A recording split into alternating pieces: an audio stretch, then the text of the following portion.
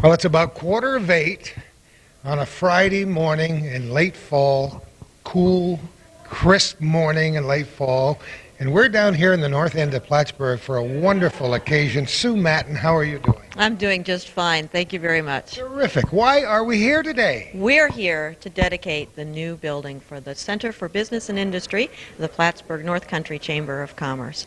We've been working on this project for about a year now, and it's all finally come together, and we're ready to open for business. I don't know where I was the day you moved, but that had to be a little bit wild. That was fun. We did it on the moved the movers up, and Keith Defiant moved us at no charge, which was very nice.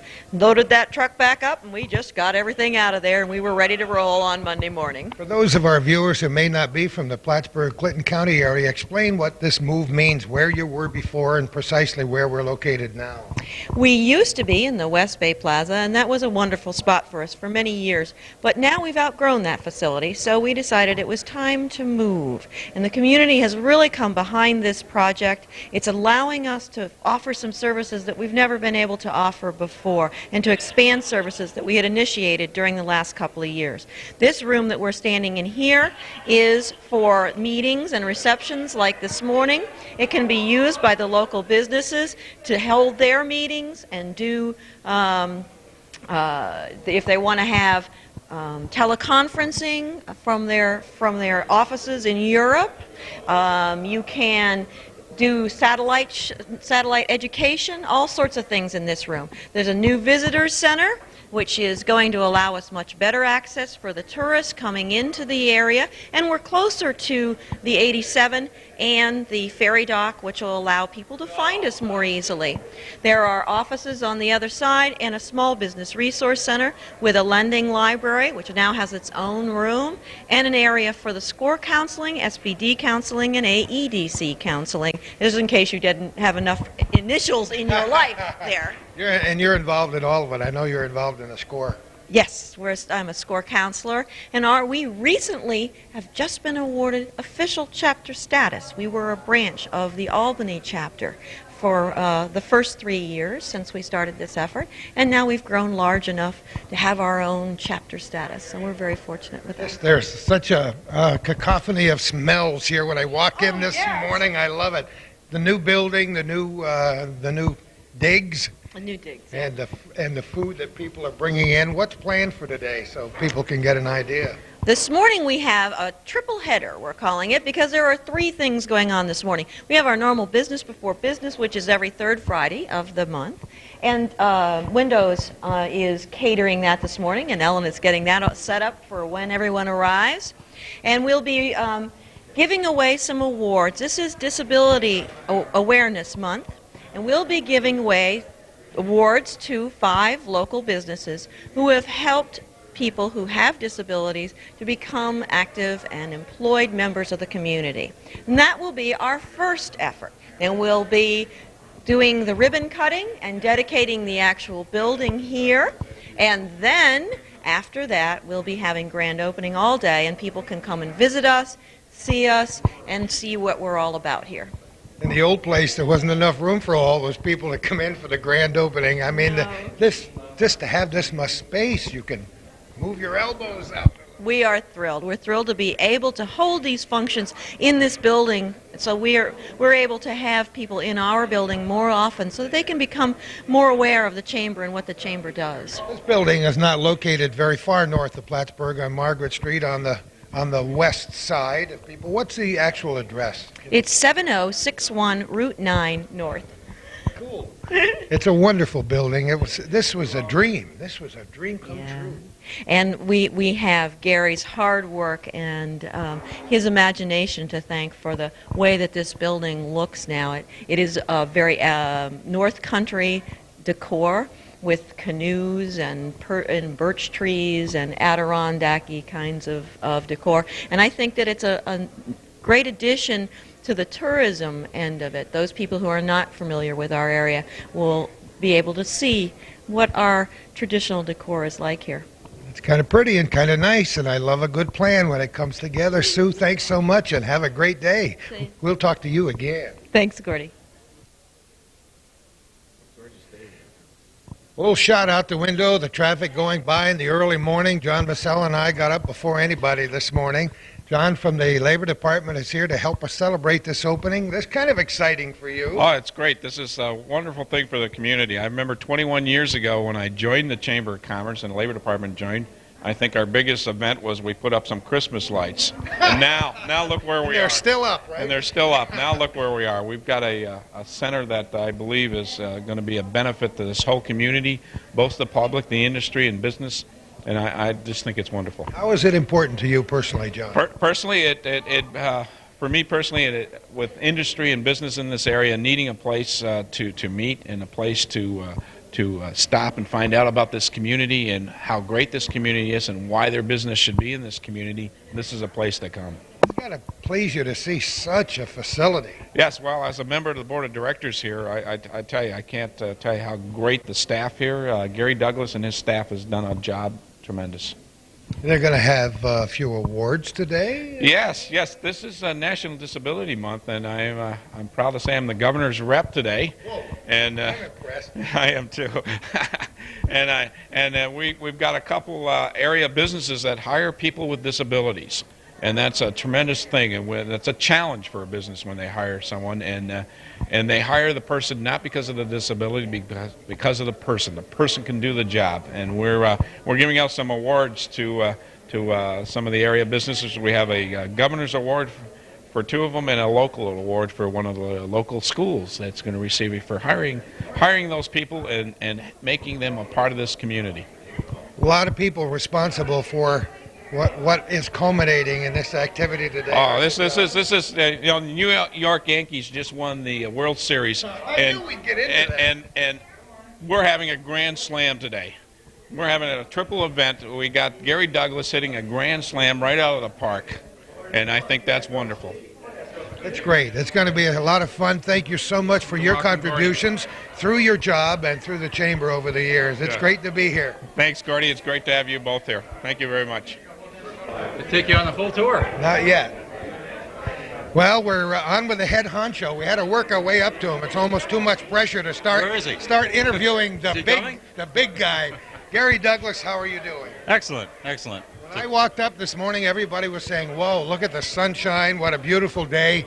Gary was out on the front porch rolling out the ribbon. The red ribbon. We're going to cut that ribbon. In fact, we're going to have Joe Bornstein here to cut the ribbon. Oh, golly. Isn't that beautiful? This day means a lot to you. I know it does. It's a kind of a culmination, really, of several years' work at the chamber. We've been building the services of the chamber over the last several years, making a whole new kind of service-oriented chamber for the North Country. And now we've got the facility to really house those services and take those services to a whole new level. It's a building, but it really isn't just a building. It's about service. Just to give us a little brief background about how we got here.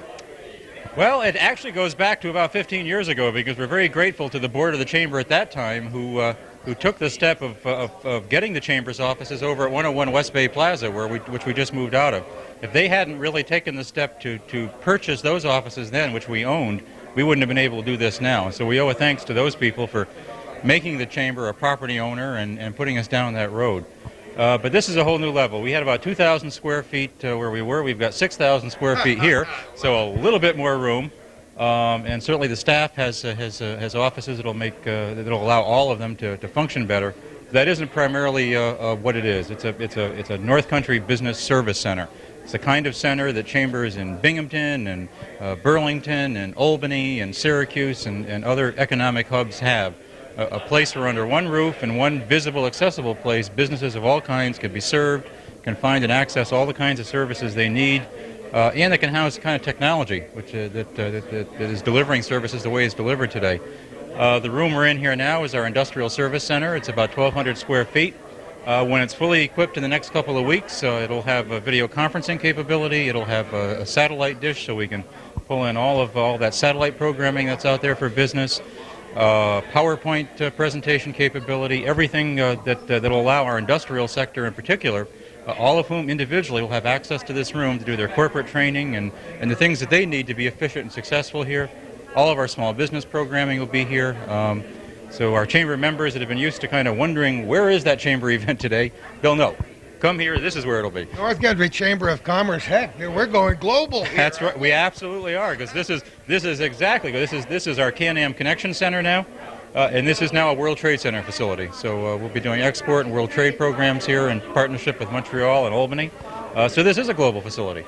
You can't help but go in that direction. You have to. You're not only touching all the business and even personal lives. There aren't many people in this greater North Country region whose lives aren't directly or indirectly touched by this organization over the course of a year.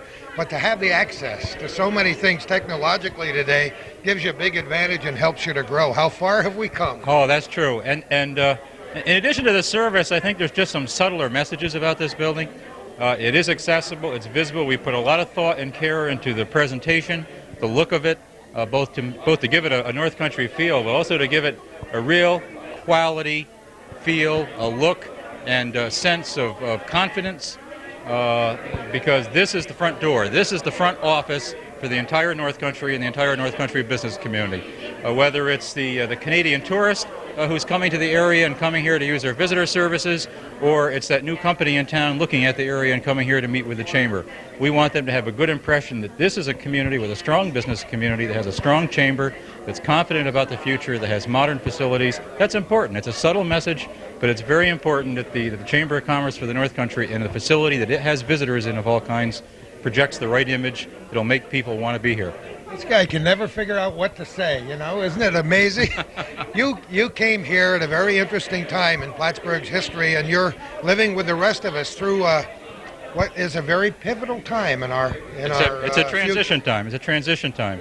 The North Country went through a period where certainly the Air Force was part of our economy, and prisons and education and so on, and some of those things still are a part of our economy, but some of those things, particularly the Air Force, left us. But at the same time, we are transitioning with our Canadian connection, with our global connections into amazing and exciting new opportunities. And the Chamber needs to be ready to make sure the North Country can take advantage of that. And that's why this center is here. And that's why we're doing it now, as opposed to 10 years ago or 10 years from now. It would have been too soon 10 years ago. It'd be way too late 10 years from now. Does your staff change now that you've moved over here? We still have the same extraordinary 10 people doing the extraordinary things they've been doing for 10 years, pretty much. The amazing thing is that this chamber staff has only grown by 1 or 2 people over the last several years, while our services have grown by 500%. So it's a great team from top to bottom, and they're the ones that make things work. But they're going to be able to work better here. That most of the members now work 27 hours a day instead of 24. There's a lot of work to do, and you've always had that vision, Gary. Well, the funny thing is, I have a sofa in my office now. I have this little meeting area, and Criff Furniture gave us some furnishings for some of the offices, and they gave me a sofa and a couple of chairs.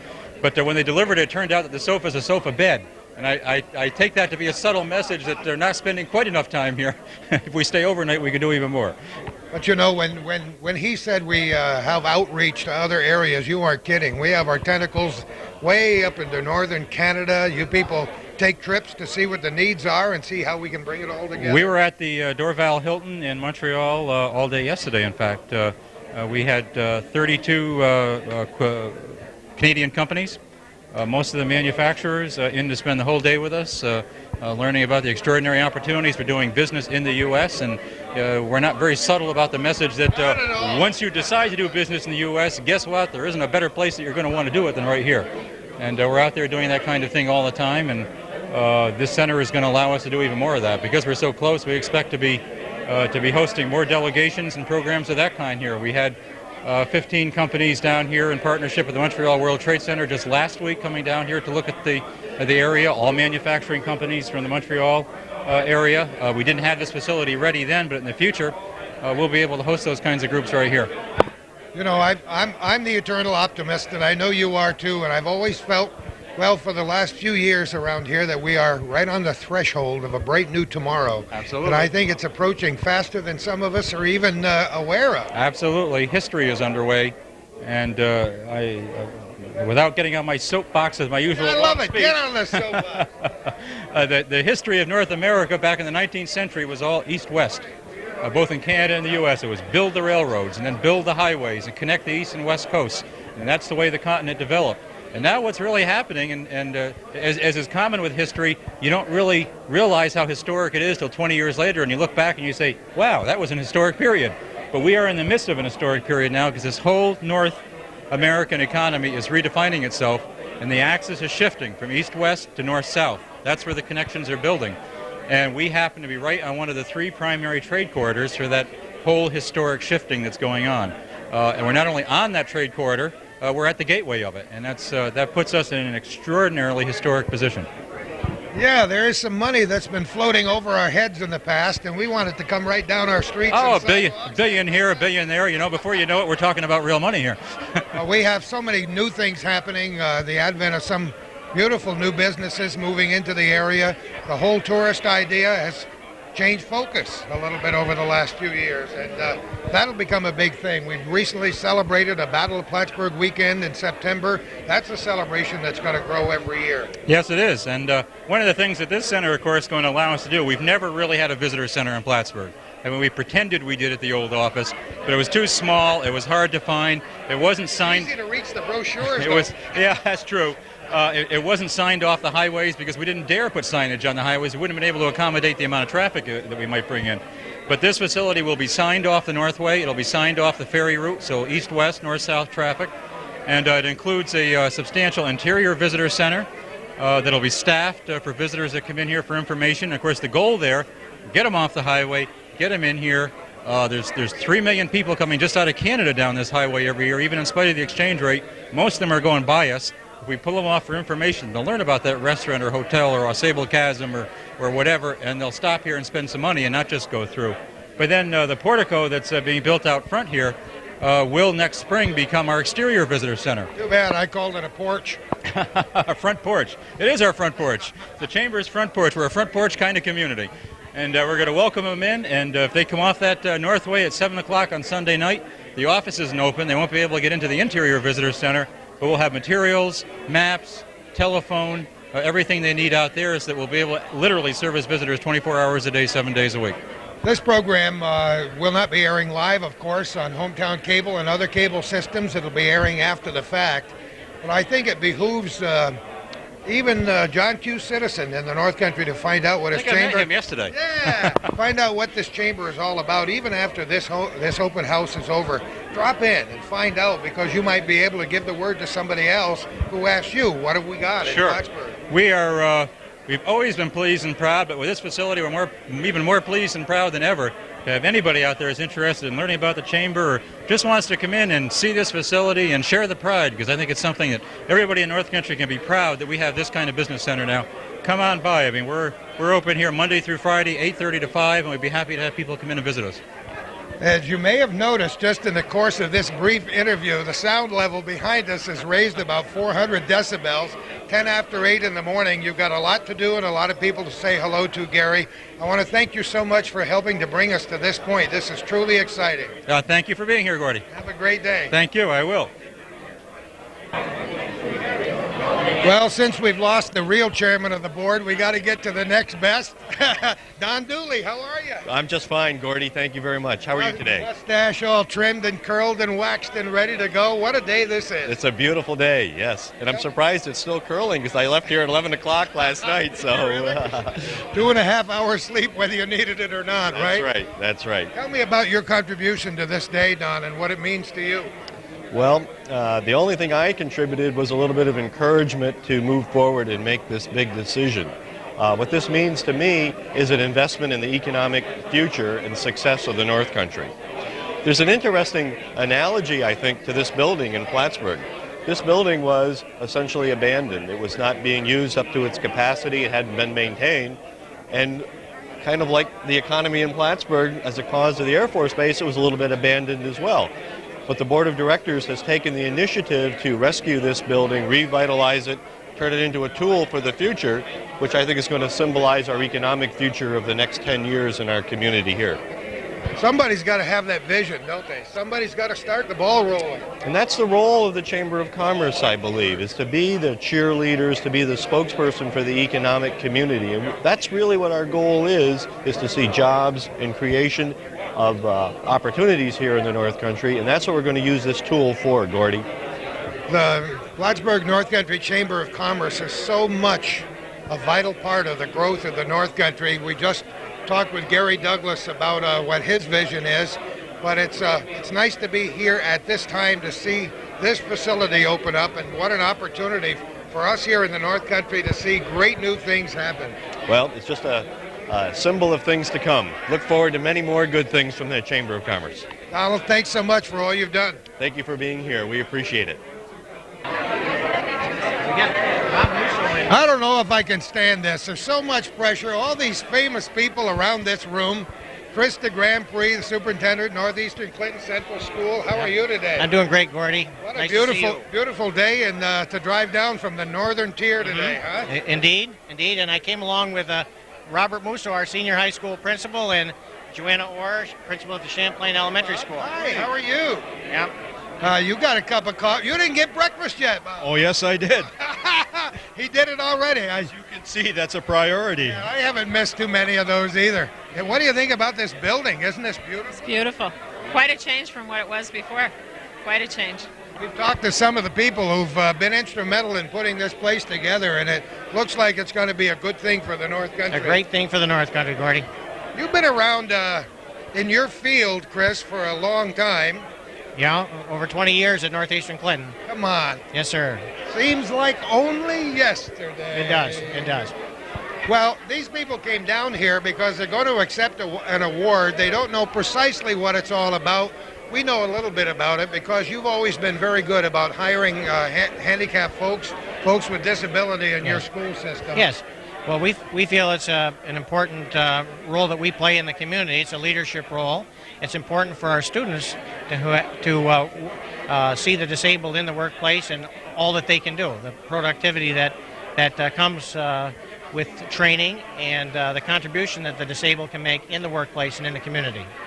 How many such folks do you have working for you? Do you have any idea now? Or? Well, I can think of two, and over the course of time, of course, we've had a number of disabled individuals employed at Northeastern Clinton.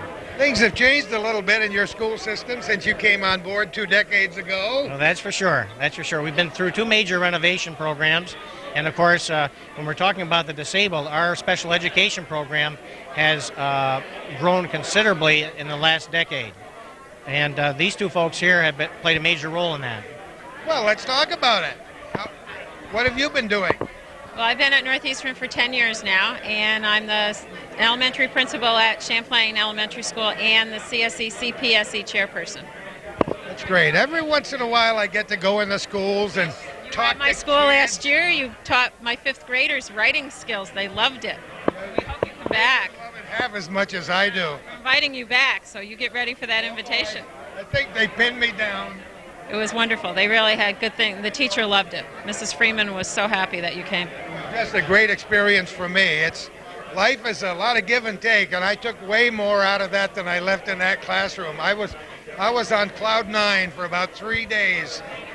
Kids that age inspire me, especially inspired teachers. And you can tell the moment you walk into a classroom whether the teacher has those kids in the right place at the right time, and they're wonderful kids. Very special kids. I have the best ones. I think so too. I like the school. How about you now that you've had your breakfast? You got to sing for your breakfast here. What do you do up there? Well, I've been with the school district for 27 years. It's my 27th. And I served 14 years as an elementary principal, as an elementary teacher. And then I became an elementary principal for 2 years. And that's when I took over the role as director of special education. And after 2 years at the elementary school as principal, I went over to the high school, and I've been there 11 years and continued in the role of director of special ed. It's wonderful, isn't it? What an opportunity to talk about touching lives. What a great opportunity it is to impact lives of kids that may not have a chance otherwise. That's true. We're very proud of our special ed program in the district. We think that we're providing good service to all of our special need kids, and we're really working in the area of transition to try to get these kids ready to transition from school to the working world or to college. In some cases, we have had our special needs kids go on to college. So. Nothing could be more satisfying. That's right. It is very satisfying. What a wonderful thing it is that you all do. I know there's a lot to wrestle with when you go home at night. So many issues to battle out in your own mind before you go to work the next day. But when you see the payoff on the other end, right? That's right. And it's an interesting feel. I mean, you walk through the doors in the morning and you never know what's going to happen. I admire all of you for getting into this business. You are at times the unsung heroes. But what you do is certainly appreciated in this room, and I know far beyond. Thank you, Gordy. You mean he's got more years in than you do? Well, in education, he probably has a couple more years than I do, yeah. Son of a gun. Yeah. Thanks so much for being here. Congratulations for your award to come later in this program, and have a wonderful day. Thank you, Gordy, very much. Yes, I will return. Thank you. Thanks so much. Now we got Peter in the corner here. We can chat with him. Pete Stone, how are you doing? Good, thank you, Gordy. Delighted to see you here today. Boy, it's you talk about deja vu. When I see you, I see a guy flailing his arms in a pool way back when. How many? 30 years, maybe? Come on, 30 years ago. One of the premier swimmers here in the North Country at Plattsburgh State. Gone on to do so many things, but you've attacked life with the same vigor you attacked the pools back in those days, Peter. Thank you, Gordy. Yes, I do like what I'm doing, and I particularly with Kevin Kuchar, who's being honored today at the Northeastern for the work he's done. Coaching him along, it's been a pleasure. You learn to begin to understand what students or individuals have to overcome just to be able to deal with a keyboard or a computer, and that's what my major work has been with Kevin. What a great challenge. Now you teach English in I teach English predominantly, and I also have 2 computer classes. So I work with computer layout and design using PageMaker. Kevin Kuchar was hired to do something similar, but came in with just the capability of using a wand attached to his head. So he had to learn how to use the keyboard to actually compose and eventually lay out a calendar as well as a district newsletter. So it's been a challenge for him. Let's talk about Kevin a little bit. Here's a guy who's accomplished so much in spite of tremendous disabilities. What are his handicaps? Primarily, he's cerebral palsy, which means he has to sit in a wheelchair with no real control over hands or legs. So in order to work on a keyboard, he has to constantly use a wand which is attached to the top of his head. And that has a pointer which is connected by forcibly hitting a key in order to put each letter in. And if he has to use a program that requires multiple steps, he has to memorize 4, 5, 6 different key steps in order to create one letter. So it is perseverance. There's times when I've seen him there, sometimes because of the conditions, but just sweating, just for the process of each step, placing his head on the keyboard, hitting a letter, going through another 2 or 3 key steps to get another letter. So mainly that's the challenge he has to overcome. What an inspiration for the rest of us. It kind of embarrasses us sometimes, doesn't it? Clearly, the idea of stubbornness and determination, if you wanted to watch an individual, is a lesson for any of the students up there. What kinds of things does he do in the course of a day, and what do you do to help him? Well, he'll come in the morning around 10, and he'll start on his keyboard. Somebody will have to let him in the room because he cannot operate a key to get in a room. Once he gets in the room, he has to have the wand placed on and have the computer started up. So start the desktop unit, which is the keyboard, the monitor, the scanner, the printer, and get his CD going. Once he has that set up, he'll have 2 or 3 clipboards that are mounted up where he'll place whatever he's doing for the day. So then he'll start the process of opening the computer, getting his program started. Problems he runs into sometimes are the keyboard ends up not recognizing what he's doing. So you have to pull the plate out and put a new plate in and then restart it. That's probably his biggest frustration. The other one is when he's doing work, he's limited to 3 or 4 clipboards to see his information. He may get that done in a couple of hours and then have to get somebody to come and replace the clipboards. Sometimes when he's parking himself in front of the computer, he's only operating it with his chin. He'll hit the table and knock a paper off. So then he has to go. So it's very time consuming in the sense that he's constantly relying on people to, if something happens because he can't get in the room or because his chair hits a paper and knocks it down, he ends up having to ask somebody for help. And I know it's probably discouraging for him, but at the same time he has to see what a reward it is that others see him overcoming incredible handicaps. What I said before was true. It's a tremendous inspiration to think that this young man has been able to continue his education through college and then be where he is today certainly is a challenge for the rest of us. Yeah. I'll tell you. He has gotten 2 degrees, one as an AS degree for 2 years and then a 4-year degree in English. So he has the skills. It's just to be able to get into an environment that will let him use his skills. That's How does he interact with the kids? quite good. I mean, there have been situations where some kids have not had the courtesy and Kevin has addressed to the point where one of them was given ASD for being discourteous or under his breath swearing that this person's in the way. In some other cases, there are students who work at Cedar Hedge Nursing Home that know Kevin, respect him, and talk to him in the corridor. So it's a good mixture and a good blend for kids to learn that real life is not this environment they're living in, but there are other people out there that are part of this world that they have to respect. That's wonderful. How long have you been teaching English up there? 30 years, started in '69, 30 years. Did you? I don't think of count. him as a teenager. It's not fair. I still think that way. I don't bother adding up the years. You look great. You feel great. Every day is a new opportunity, right, Peter? Quite, yes. Particularly when you're working with students, something's new every day.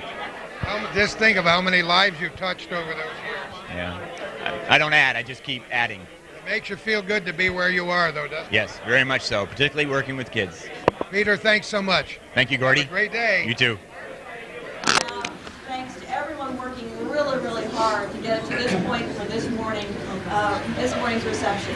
And we are having, in addition to our regular program this morning, we're going to have some awards given out for the Disability Employer of the Year. And to handle this part of the program, we have John Masella from the New York State Department of Labor. They and the JSEC are sponsors of this event this morning, and thank you very much, John, for doing that for us and bringing us all here this morning. Now, do you want to stand on the chair? Well, I'm sure.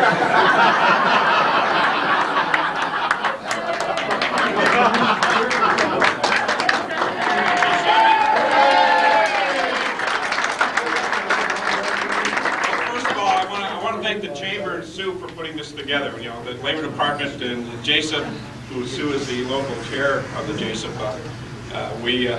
we rely on them to take care of everything, and then we look good. That's my job, to look good and have you do the work. This event is a very important event. First of all, I bring greetings from our Governor, George Pataki, and from the Commissioner of Labor, James McGowan, and tell you how excited we are about this turnout and these awards. Every year people, and I wear it, if you don't know me, I wear a theme tie everywhere I go. And this tie, if you can see it, is Snoopy and his buddies climbing a mountain. People with disabilities climb mountains every day, and the important part to remember from this is they always get to the top and they're always winners. People that hire people with disabilities are the other winners, because they're not hiring those people because they have a disability. They're hiring those people because they produce for them and they work for them and they work hard for them. As a person with disabilities, I know how hard it is sometimes to get ahead in life. But if you have determination, you can do it. And I'll tell you, people with disabilities have determination, and they are hard, loyal workers. And I applaud these people that have hired these workers. I'm very happy to be here for that reason. Let me give you a quick idea of what's going on here, because I'm not quite sure half the time. But I'm going to have Chris Ortloff, our assembly person for this region, come up, and we have a proclamation from the governor that we'd like to read. And Chris, you can stand on the chair, or you can.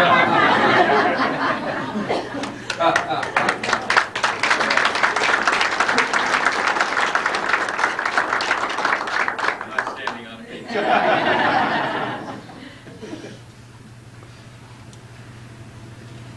Recognizing and encouraging persons with disabilities is a proper and noble activity for our society.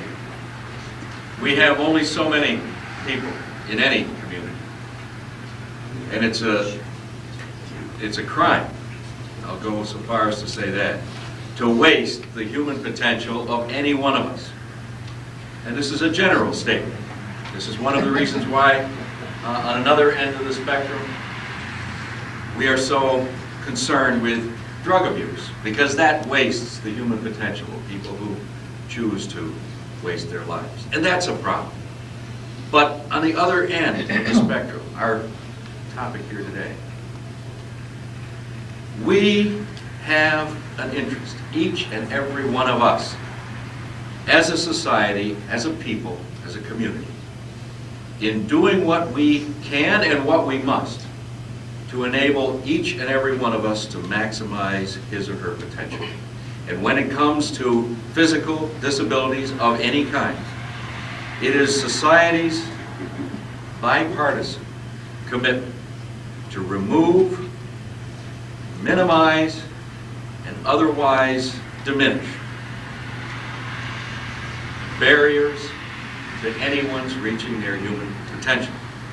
And in that spirit, let me read a proclamation from the governor. Whereas each October, New York State joins with the entire nation in celebrating National Disability Employment Awareness Month, opening doors to ability is the theme for the 1998 celebration. And whereas with the creation of New York State tax incentives for employers who hire qualified employees with disabilities, and the assurance that such employers will be afforded the reasonable accommodations they need to do their jobs, New York continues to enhance employment opportunities for qualified workers with disabilities. And whereas, as we prepare to enter the new millennium, we will seek to ensure that all doorways to the future, electronic as well as architectural, are open equally to all New Yorkers. And whereas by providing people with disabilities with the opportunity to fully participate in all aspects of life, New Yorkers with disabilities can achieve independence and continue to make valuable contributions to their neighborhood, state, and nation. Now, therefore, I, George E. Pataki, Governor of the State of New York, do hereby recognize October 1998 as Disability Employment Awareness Month in the Empire State. Signed by Governor Pataki.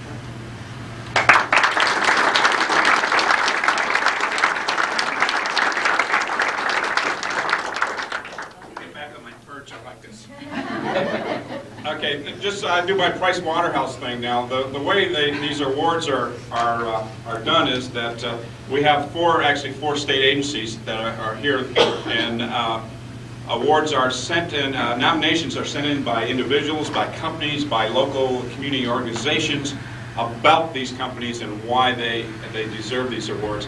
And we have representing the Empire State Development Agency, and I'm going to use the words, I don't care, the acting regional director as far as I'm concerned, Roseanne Murphy, Dave Vance.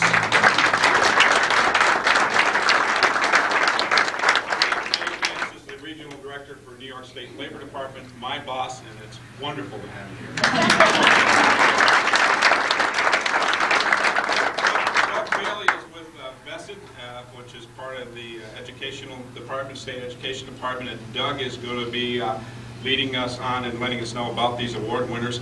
Is there anyone here from the Commission on the Blind? I didn't see if anyone had come. The Commission on the Blind is the other agency. So Doug, it's all yours. Let me give you first of all, thank you very much for inviting me up. I appreciate very much the opportunity. This is a national event, as was indicated earlier, and there are award celebrations being done in every area of the state, all the way from Buffalo down to the island. Great involvement of business, and believe me, I go to a lot of them. This is really a great celebration of your community and the commitment that you have with the Chamber for the working for your business community and the hiring of people with disabilities. It's very, very clear from talking to people that the leadership shown here, the dedication of the business community is a very important factor in the success that you're seeing. Just to give you a quick sense of this, the employment of people with disabilities isn't just a charitable thing. It isn't just a great thing to do. When you look at what the Commission for the Blind has done, and VESID has done, and the Office of Mental Retardation and the Office of Mental Health, together they've placed over 27,000 people last year in employment.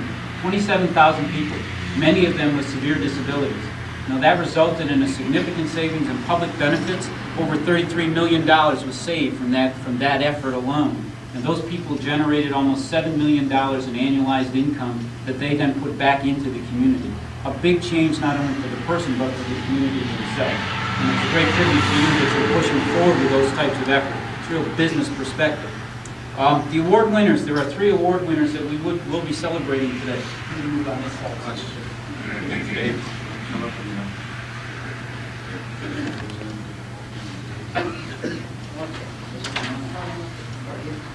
There are many categories of awards, and one of them is a local award that's being presented today to the Northeast Clinton School, administered by Mr. Chris de Grand-Pré, the district superintendent. Northeast Clinton's nomination for Employer of the Year came as a result of 3 areas of accomplishment: special efforts to attract qualified workers with disabilities, and reasonable accommodations to assure that those people are productive workers in the community, and implementing a successful program to provide career opportunities for others as well. The district recruited a man who was barely able to speak, had great problems with cerebral palsy. They approached the Best of the Vocational Educational Services for Individuals with Disabilities. That's without a doubt the longest name in the world. And the Workforce Network to help this person to get acclimated, equipped, and trained. And the district then worked with that person. The board then hired the person on a contract basis, and he's been very successful. So this area would like to award to Mr. Chris de Grand-Pré an award as a local employer of the year.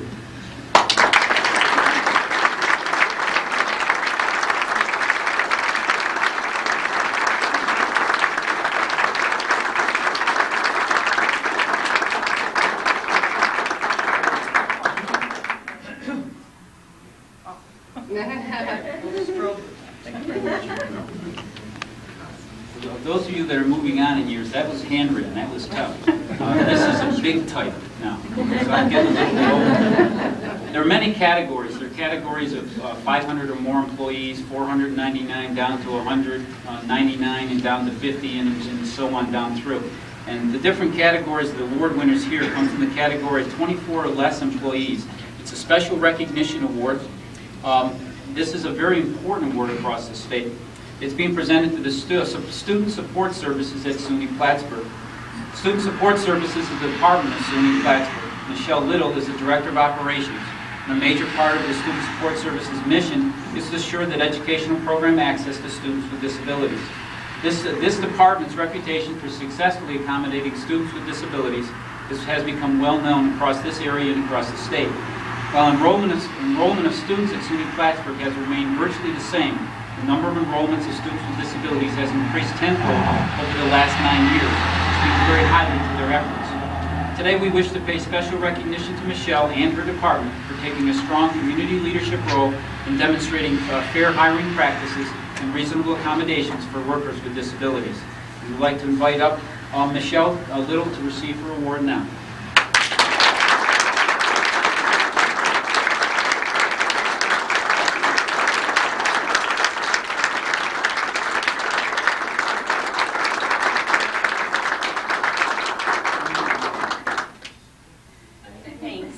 Thank you very much. In the category of 100 to 499 employees, the regional award is being given through an interagency. Keeping in mind, this is an interagency decision. This isn't just one person sitting around making this decision. People evaluating a variety and a large number of applications that come in. This is being presented to the Meadowbrook Healthcare to Mr. Hobby Bryant. I apologize. Hobby Hyatt. Excuse me. Well, I should have worn my glasses. Hobby, I do apologize. The Meadowbrook Healthcare is a perennial nominee for Employer of the Year recognition among Clinton, Essex, and Franklin employers. This year's nomination said that Meadowbrook went a step beyond their usual high standard. What kinds of things did they do? They allowed a prospective employee to sit on a nurse's aid training program. This provided the confidence boost the person needed to actually take the course and to pass this course. In another situation, 2 students were trained extensively in food service. At times, they were individually jobbed instructors put on site from CV Tech, and at times the Meadowbrook crew handled the training. Meadowbrook Healthcare now has 3 satisfactory workers and 3 workers who now have full-time jobs with benefits. And we'd like to present this award to Hobby Hyatt from Meadowbrook.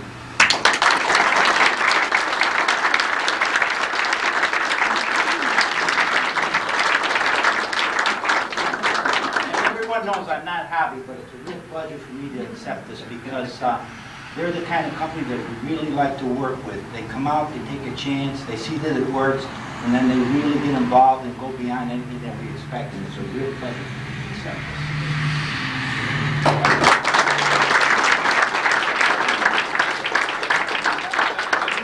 That ends this part of our program. I want to again thank the Chamber, and I want to thank my best friend, Gary Douglas, for all this wonderful stuff he does. And I turn this over to you now because we got some prizes. Stuff to give We away got today. stuff, and I didn't put a card in so I can draw. Okay, good. Wow. All right, who's got money? Well, before we... I'm going to step right here. Set out of my eyes. I'm Gary Douglas, president of the Plattsburgh North Country Chamber, and on behalf of our board and everyone and all of our 1,300 members, for that matter, welcome to what we consider a very special day for the Chamber, certainly, but more importantly, from our point of view, a very special day for the North Country. A few introductions other than those folks who are going to be part of our program, and I'll be calling out a little later, but we do have a few other special guests with us. I know that Horace Judson, president of Plattsburgh State, was here, or is he still inside? There you are, Horace. Welcome. A couple of members of our county legislature, Tim Lawless and Keith DeFayette, are both with us, and we thank them. And I don't think I missed any of the other county legislators who slipped in.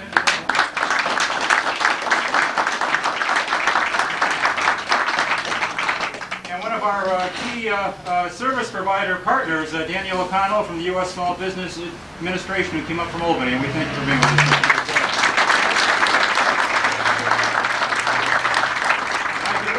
All of you, but I'll let you introduce yourselves to one another. We'll get on with the program at this point. There's a real vision behind this thing. I think there were times when some people thought maybe Gary was having a nightmare and not a vision, but it finally all came together, and I hope, I know most of you have already been inside. If you haven't taken a tour yet, come back in and make sure you see the complete facility before you get on to business today. But the chamber was out of room. That was clear. The Chamber's membership had almost doubled in the last several years.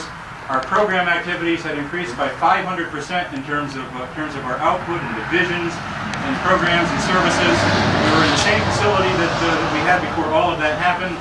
We needed more room. But there's a vision behind this that's about far more than just room. This isn't just a building. If this had been just about more space, we could have gone from 2,000 square feet and gone 3,000 square feet. And have a little more elbow room, maybe a conference room, and just kind of been minimalist in our approach to this. But we looked around, we saw what other economic hubs had, we saw the business centers that are in places like Albany, Burlington, Syracuse, Binghamton. We didn't have it here. We didn't have the kind of modern, under one roof, visible, accessible, full-service business support center that this community deserves, that frankly our competitors have in all those other economic hubs who are competing against our members every day and competing for the jobs that we want to bring. It was time we caught up with the times, not just in terms of having the proper kind of facility to take our services to that new level, but also understand you are now standing beneath the front porch of the North Country business community. That's what this center is. It is the face, the front porch, the front office for the entire economy in the North Country. So we also wanted it to be room for the chamber, room to provide services that we couldn't provide without this kind of facility, room to build the economy of the North Country, but also a quality kind of facility that gives an image of permanence, an image of confidence to those visitors that come here, whether it's that Canadian tourist that comes down here and stops here for visitor information, or it's that company that's in town considering our area that we're meeting with. We want them to have a facility that says to them, this is a strong, confident business community. This building symbolizes the kind of area, the kind of business community I want to be a part of. That's part of the business behind this too. Very quickly, as you go through this facility, let me summarize the things that are a part of this and that go into making up this building. What you're standing under here, it'll be warmer next summer, we hope, at least by July 4th. We know how things can be in the North Country. But what this will be is our exterior 24-hour-a-day, 7-day-a-week visitor center.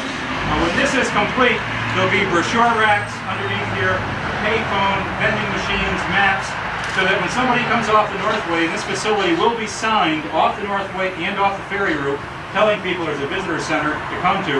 We never did that with the other facility because heaven help us if we directed that much traffic into West Bay Plaza. I don't know what we would have done with it. But we'll be doing that here.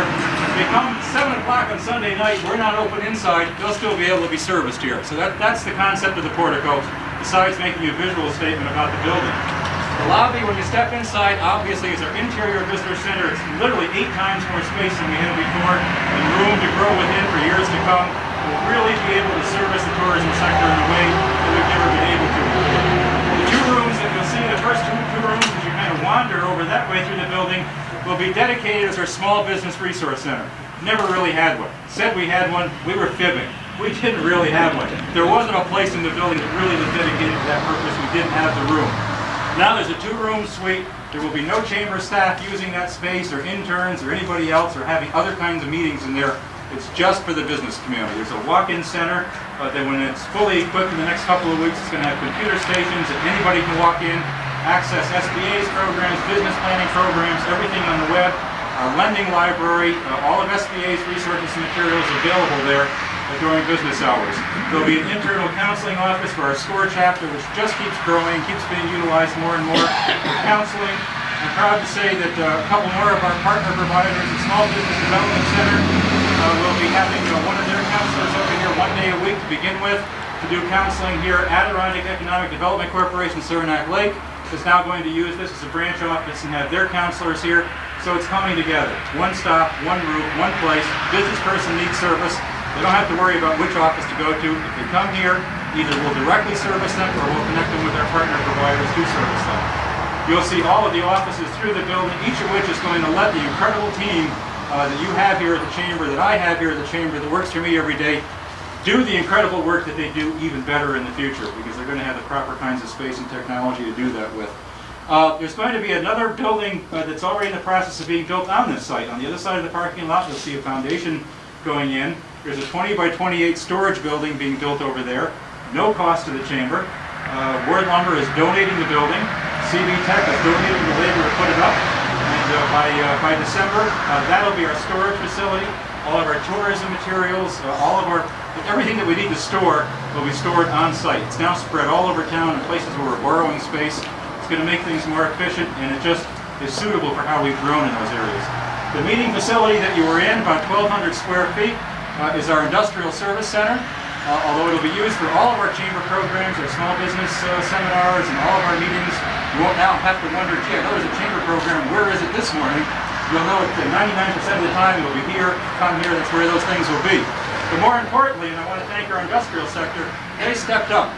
And they contributed almost $200,000 to the capital campaign in this chamber to pay for that room and to pay for the programs of the Industrial Council that they've come to be served by and clearly appreciate and are finding value in. And it's going to be available to those industrial employers for their independent programming, their management meetings, their employee training programs. And when it's complete in the next few weeks, thanks to funding from our partners at the state also, it's going to have the kind of technology to do programs the way programs are done today. It's going to have PowerPoint. It's going to have a satellite dish to pull in those programs that are out there. It's going to have video conferencing capability. It's going to have all the bells and whistles that we need for our programs, but that our industrial employers need to make themselves efficient and productive and effective in their work. And so we thank them. We also want you to know that that's going to be going on there.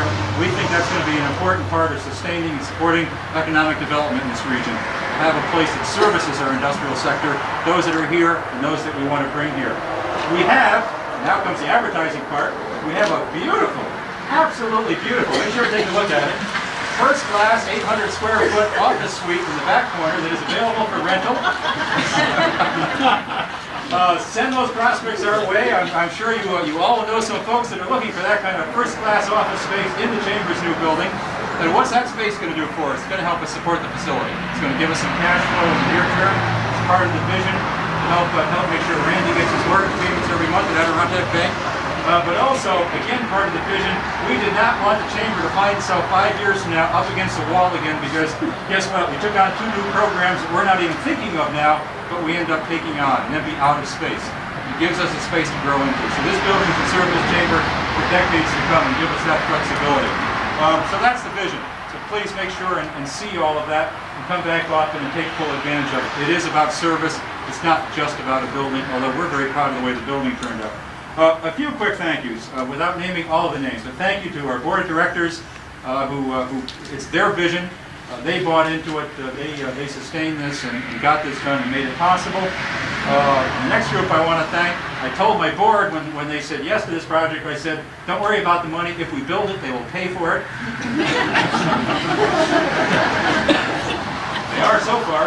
But that's thanks to our capital campaign committee that got together to make sure that what I said came true, that they did pay for it, and they went out and did an extraordinary job.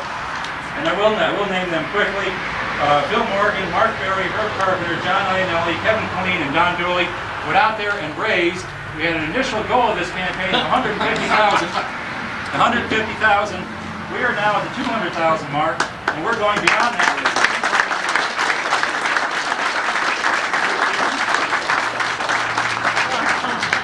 Then, as the beaver said to the rabbit as they were both looking up at Hoover Dam, I didn't build it, but it's kind of based on an idea of mine. And the idea that kind of got developed here really came from a building committee that was appointed by the board that came out of our accreditation process 2 years ago. Really, the U.S. Chamber helped us go down a track that made us look years ahead. Don't think about 5 years from now, think about 20 years from now. What kind of chamber do you want this to be? And then, to be that kind of chamber, what kind of facility and technology do you have to have? And Kurt Latrimore chaired that committee, and again, let me name quickly also Jim Abbott, Randy Beach, Don Dooley, Jim Johnson, Kevin Colleen, Jody Parks, Bob Perkins, and Gary Van Herp were all part of that committee. They put together the concept, they defined what the building needed to be so we could go out and find the right kind of facility and put this whole process in place. And we thank Kurt and all of his committee members, and I'm sure you share the pride today in now seeing the results of your work. Thank you.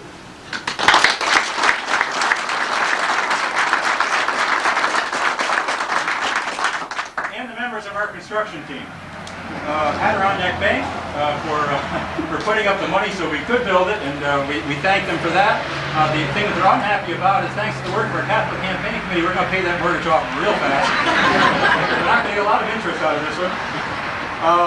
Architectural and Engineering Design Associates who did the design work and also helped us oversee the work, and I can't say enough about them.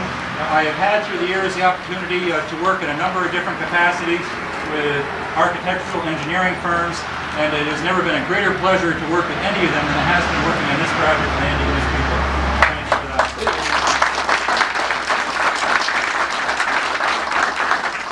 And as some of you have too, I've had through the years in many capacities a chance to work on a number of construction projects. They haven't always been pleasurable to get from start to finish. This one has been as pleasurable as any project that we've ever worked on, and I can't sing praises high enough about Duquette Brothers Construction. They have done an extraordinary job in this facility. They have been easy to work with from the get-go, and I'm going to be singing their praise. When people ask about this facility, I'm going to be pleased and proud to say Duquette Brothers built this facility, and you ought to talk to them because they are one heck of a company and one heck of a good outfit to work with, and I thank them.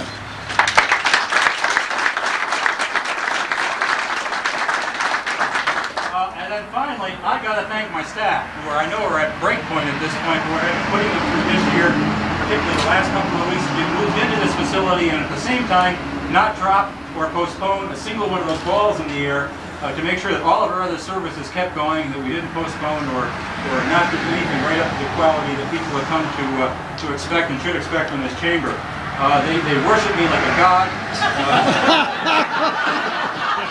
You know that because every day when I come in the office, they say, "Oh God, what's going to ask us?"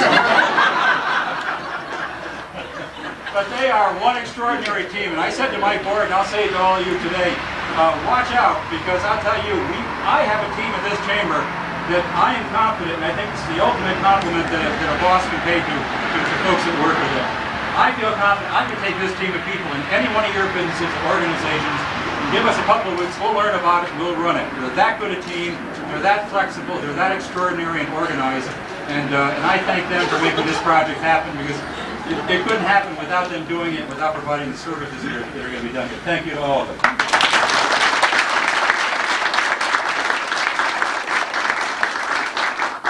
And my boss, and he is a great boss, the finest boss I've ever had. Just review time. John Dooley. Thank you very much. Congratulations on the nice management job you've done bringing this project together. I'm very fortunate to be the current chairman of the Chamber of Commerce and to be able to be here for this very significant opening ceremony and dedication. First thing I want to say is congratulations to the Board of Directors. They're the ones who had the foresight, took the initiative to take a look at this building, make the decision that they wanted to provide the tool so that this Chamber of Commerce could do its job. And its job is to work on the economic viability of this community. And this project is going to help them do that for the next 10 or 20 years. I think it's very interesting to note the symbolism of this building and our task. This building was essentially abandoned. It was sitting out here, it was underutilized, it had been a lot of deferred maintenance. And kind of like our community, left with something that we don't know what to do with, this Air Force Base. This project is going to represent what's going to happen to our community, and the name of that is revitalization, utilization, and economic stability and economic success, and that's what's going to do. And you need to thank this Board of Directors for having that insight in doing that. Good.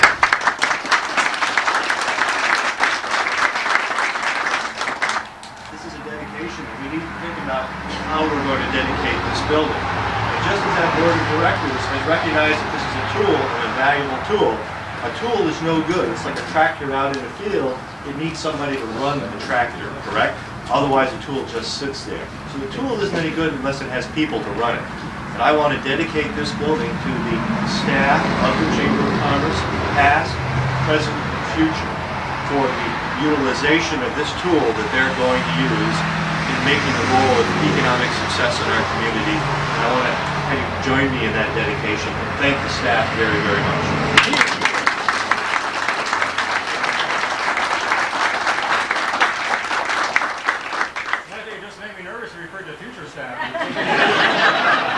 Review is up. Our Assemblyman Chris Ortloff, who together with Senator Stafford have also, two of them have been extraordinarily supportive in appropriating money that also has been helpful to this project and in just being part of this vision and helping to make this project happen. Chris. Thank you. Well, Gary, I think we all just earned a 3-credit college course for the lecture that you gave us on business development and keeping a vision. So go back to your colleges, sign up for the course, and you'll get the credit. All kidding aside, Ron Stafford wanted me to express his deep regrets that he couldn't get back from New York City in time for this morning. He was there. One of the great things about having our senator be a leader in the Senate is that when Gary comes and asks us for help, he's able to respond. And we do thank Ron for being responsive and the help that he's given here. But the other part of being a leader is that when the majority leader says, come to New York City for the annual Senate dinner Thursday night, you go. And so Ron was in the city last night. He's on his way home this morning, sends his very best. Just one quick word from me. A vision like the one Gary articulated to us months ago, to the board months ago, is the kind of thing that captures everybody's imagination and wins its own support. If you articulate a vision big enough and bold enough, people will inevitably respond, rally round, and work with you. This building and all the work that's going to be done in it is the best example that I can think of why that statement is true. Gary, Don, board members, congratulations. You're off to a great start.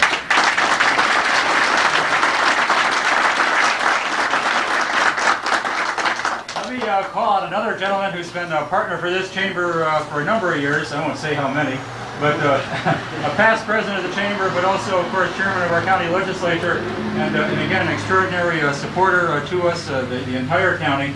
We thank them, their partnership for us through tourism program, workforce development, and so many other ways. Has helped us become the chamber we are, but also is very much a part of how we'll be using this facility in the future. Don. Seeing Gary gave my speech, I just want to say congratulations.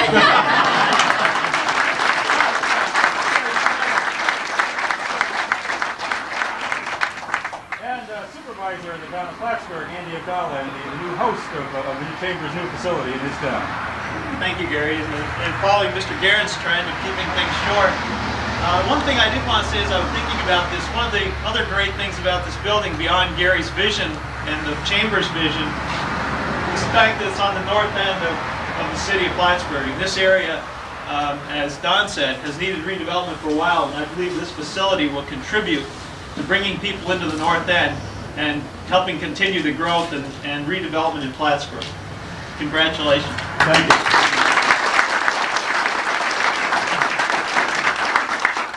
Also happy to introduce another important partner. Empire State Development is a funding source for, as I mentioned earlier, for the technology in particular that's going in the Industrial Support Center, and we're always pleased to work with Roseanne Murphy. She's one of the first people I met when I came here 6 years ago, and I've been through a lot of extraordinary things since then. But the department, and Roseanne in particular, do a terrific job here in Plattsburgh. She's also here with us today, not just in that capacity, but representing government. That's right. That's right. And I just want to bring the congratulations of Governor Pataki and Chairman Gargano. We're very pleased that you're able to expand like this and to work with our department to help us to grow and strengthen the economy of your state, which is Governor Pataki's aim, and it's been extremely successful. So thank you. Thank you. Thank you.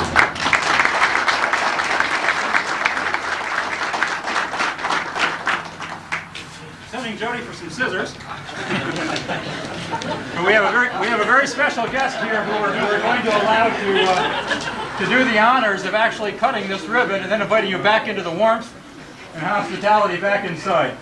Joe Bornstein is, he isn't, it's not true, he's not amongst the founders of the Chamber. But it's rumored that he knew a few of them.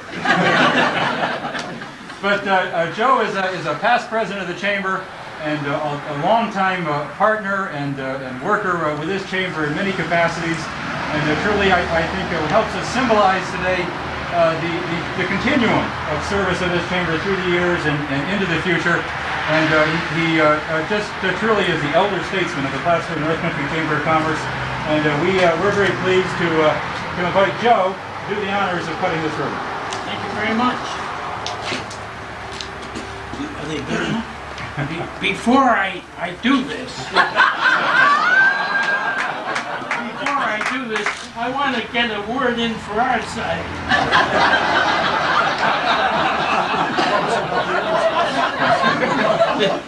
When this picture is published, I'll be in big trouble.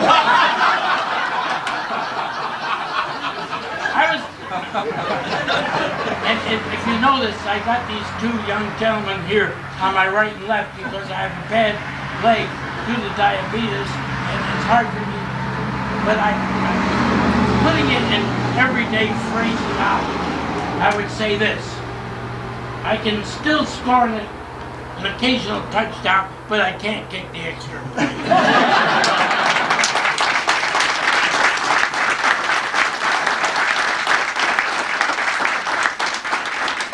I was president of the Chamber of Commerce in the year 1956.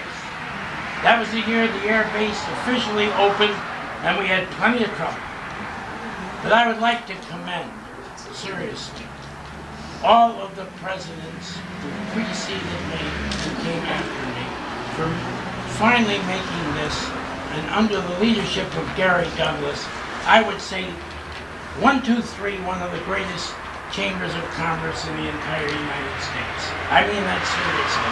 This has been great work by you guys. Congratulations, and here goes.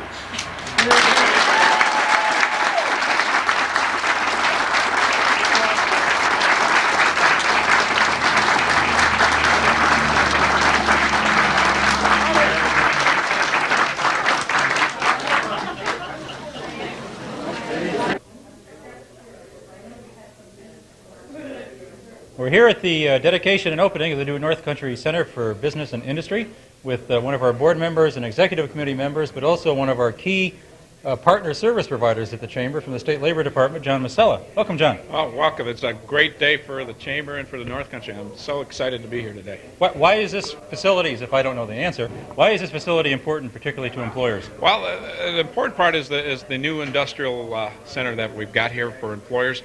I feel there's always been a need for new employers coming in the area, as well as our old employers in the area, to come and find a place where they can do training, where they can have meetings, where they can find out about this community and the wonderful things we can do in this community. They need a one-stop center, and this is where it's going to be, and I'm so excited. I've told a couple Canadian companies I'm dealing with already about where do you have to go to get information, where do you have to be, where can you be, and it's right here at the Chamber of Commerce. John is very involved with our Industrial Council, which services over 100 industrial employers in the North Country region.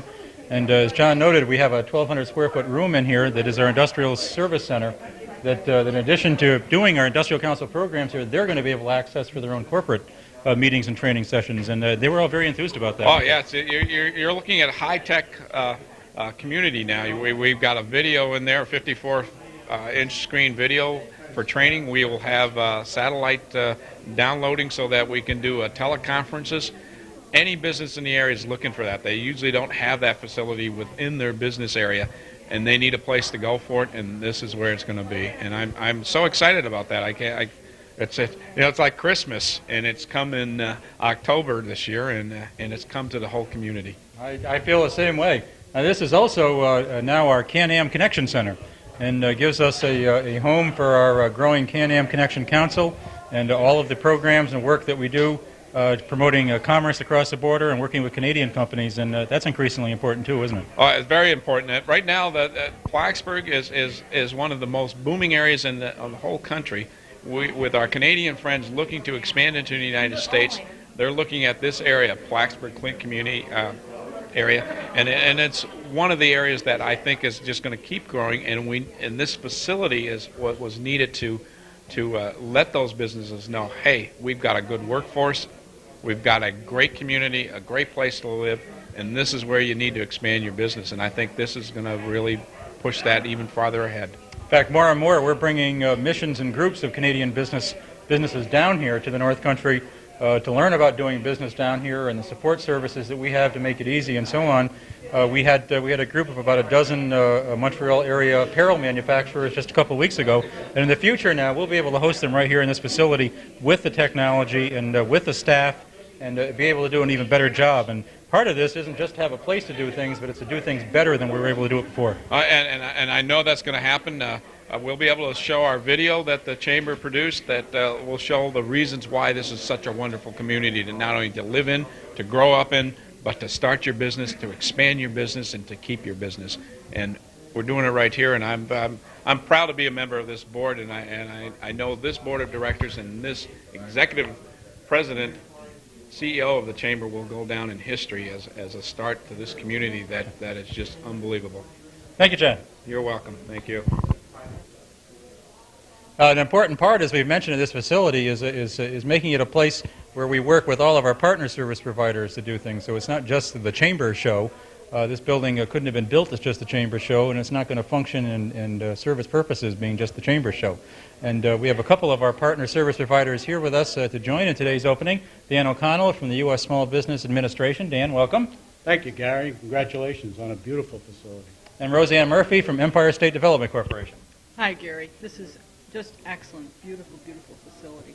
I want to thank particularly Empire State Development. We work with them in a number of different ways, but they also have been a source of direct funding, because you don't get to do these things unless you pay for them. Otherwise, they just stay on paper, or they're a nice idea that hangs around out there for years.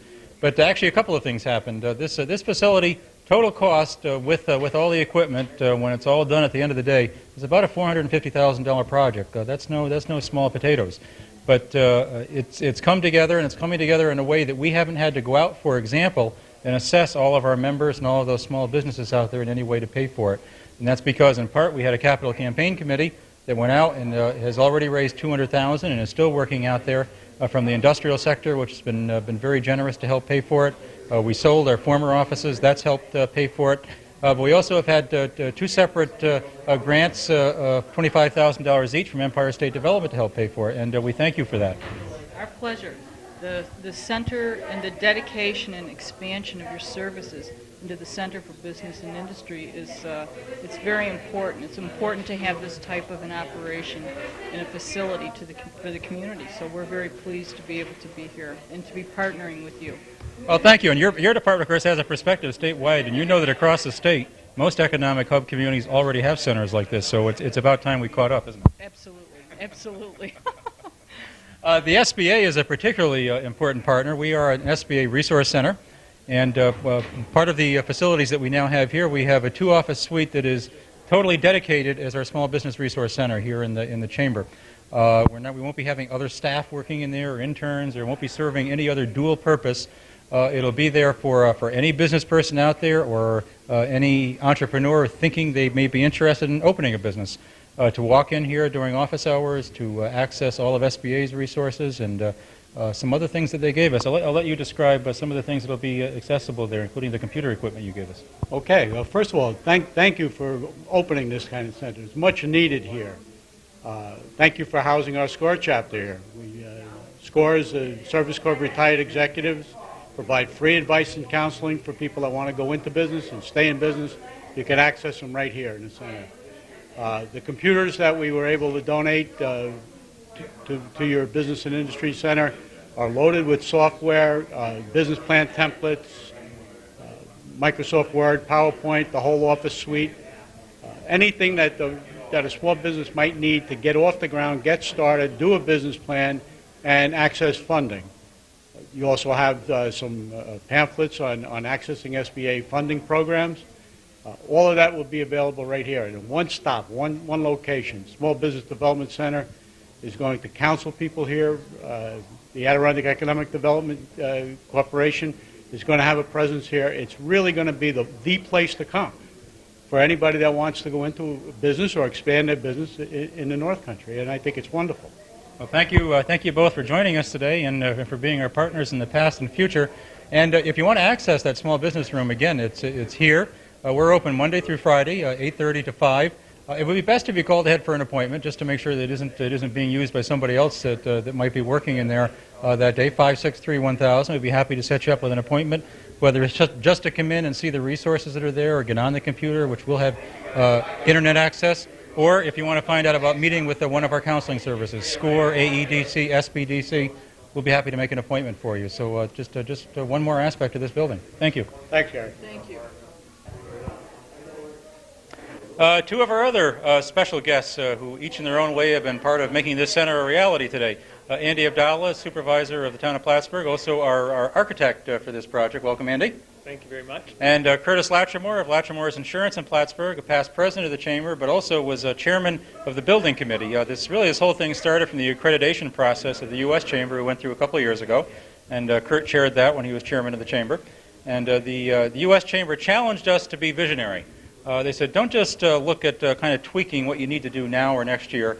We want you to be accredited. We want you to look 20 years out. What kind of chamber will you need to be to serve your area 20 years from now? And then having kind of thought that through, all right, now step back. What do you need to do to be that kind of chamber? And one of the things we realized we needed was a facility for the future and not a facility of the past. And we thank Kurt and his committee, his building committee, spent a lot of time, a lot of meetings, putting together before we ever went out and actually found a property and did this building exactly what we needed. We need a small business resource center. It's got to have at least this much room. We want a meeting room with at least this much room. We need a visitor center. We need to have room. It was all thought through ahead of time. It didn't just happen. It didn't just stumble on a building. Gee, I think we can make this work. Went out very specifically to look for something very specific that fit the vision. Yes, it was a rather long task, and the committee worked very hard, and it was visionary because there were a lot of opportunities available where we could have relocated. And this building happened to come upon us at the right time, and it was as any business decision, it was based on a good buy and in the right location. And it allows us to do exactly what Gary had emphasized, to grow and be visionary and be able to be here for 20 years, we hope. Now, the chamber is regional in nature, of course, but it's been headquartered in the city of Plattsburgh for 80 years, and I've kind of been joking, well, we spent 80 years in the city, it's only fair now we spent 80 years in the town. But we are now in the town of Plattsburgh, and how do you feel about the town hosting the chamber and having this facility? I think it's great that the chambers moved into the town, particularly at the location. The north of the city on Route 9 started out in the 60s as going to be the area to develop. And for whatever reasons, I think primarily population growth to the west, Route 3 developed. Now the chamber being on Route 9 with this visionary facility and all the things the chamber will be doing in the future at this location, will be a spurt, I think, for the North End to redevelop as other things occur in the community. And I think that's great for everybody in the community. And I actually want to point out to all of our friends and viewers in the city, too, we are convinced, and were from the start when we chose this location, we are now going to better serve the city. Because what the visitor center, in particular, that we're now standing in, needs to be for the city isn't, frankly, someplace downtown when people have obviously already found downtown, but it needs to be someplace at a gateway location where people will come off the Northway and learn about downtown. So we think we're going to be directing a whole lot more people actually into the city and servicing the city itself also better than we ever were before. So it isn't a question of whether you're in the city, out of the city, or whatever when it comes to that aspect. It's where can you best serve all your members, and even the city is better served by us being at this location. That's interesting, Gary, because a lot of the discussions that the building committee had was a possible location somewhere on Route 3, where all the action seems to happen, where all the shopping is.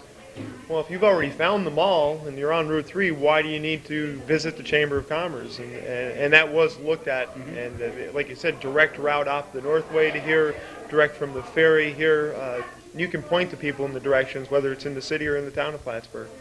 I mentioned, too, and I will for the record, and I'm pleased to give a free ad. We had just had a great construction team on this project, too, from Andy's firm. Duquette Brothers Construction, who actually did the construction, just did an extraordinary job here. Ward Lumber and CV Tech are joining together to build another building that will be on the site in the very near future, a storage building, and they've donated both the building and the labor to put that up, and we thank them for that. Adirondack Bank, which provided the financing for this facility, and there are just so many others that donated things that are in the building. Keith Defiant and Kenwood Movers donated the moving. Criff Furniture has given us furnishings.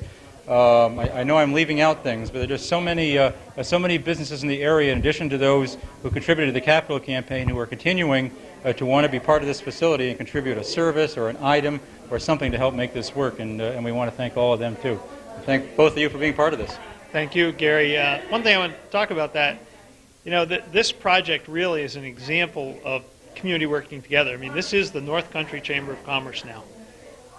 It exemplifies the North Country. It works for all of the North Country. It unites the community. This project kind of symbolizes that when you talk about all the things that go into a project like this.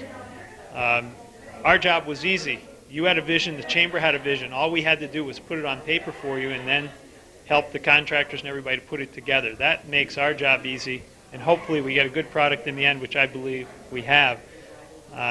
This will serve to unite all the business community, and when the business community is united and, with the civic leaders and the government, local government, we're going to see great things happen, I think, in the future in development in the North Country. Oh, yeah, and thank you for pointing out the regional nature of this facility, because I want to stress that, too.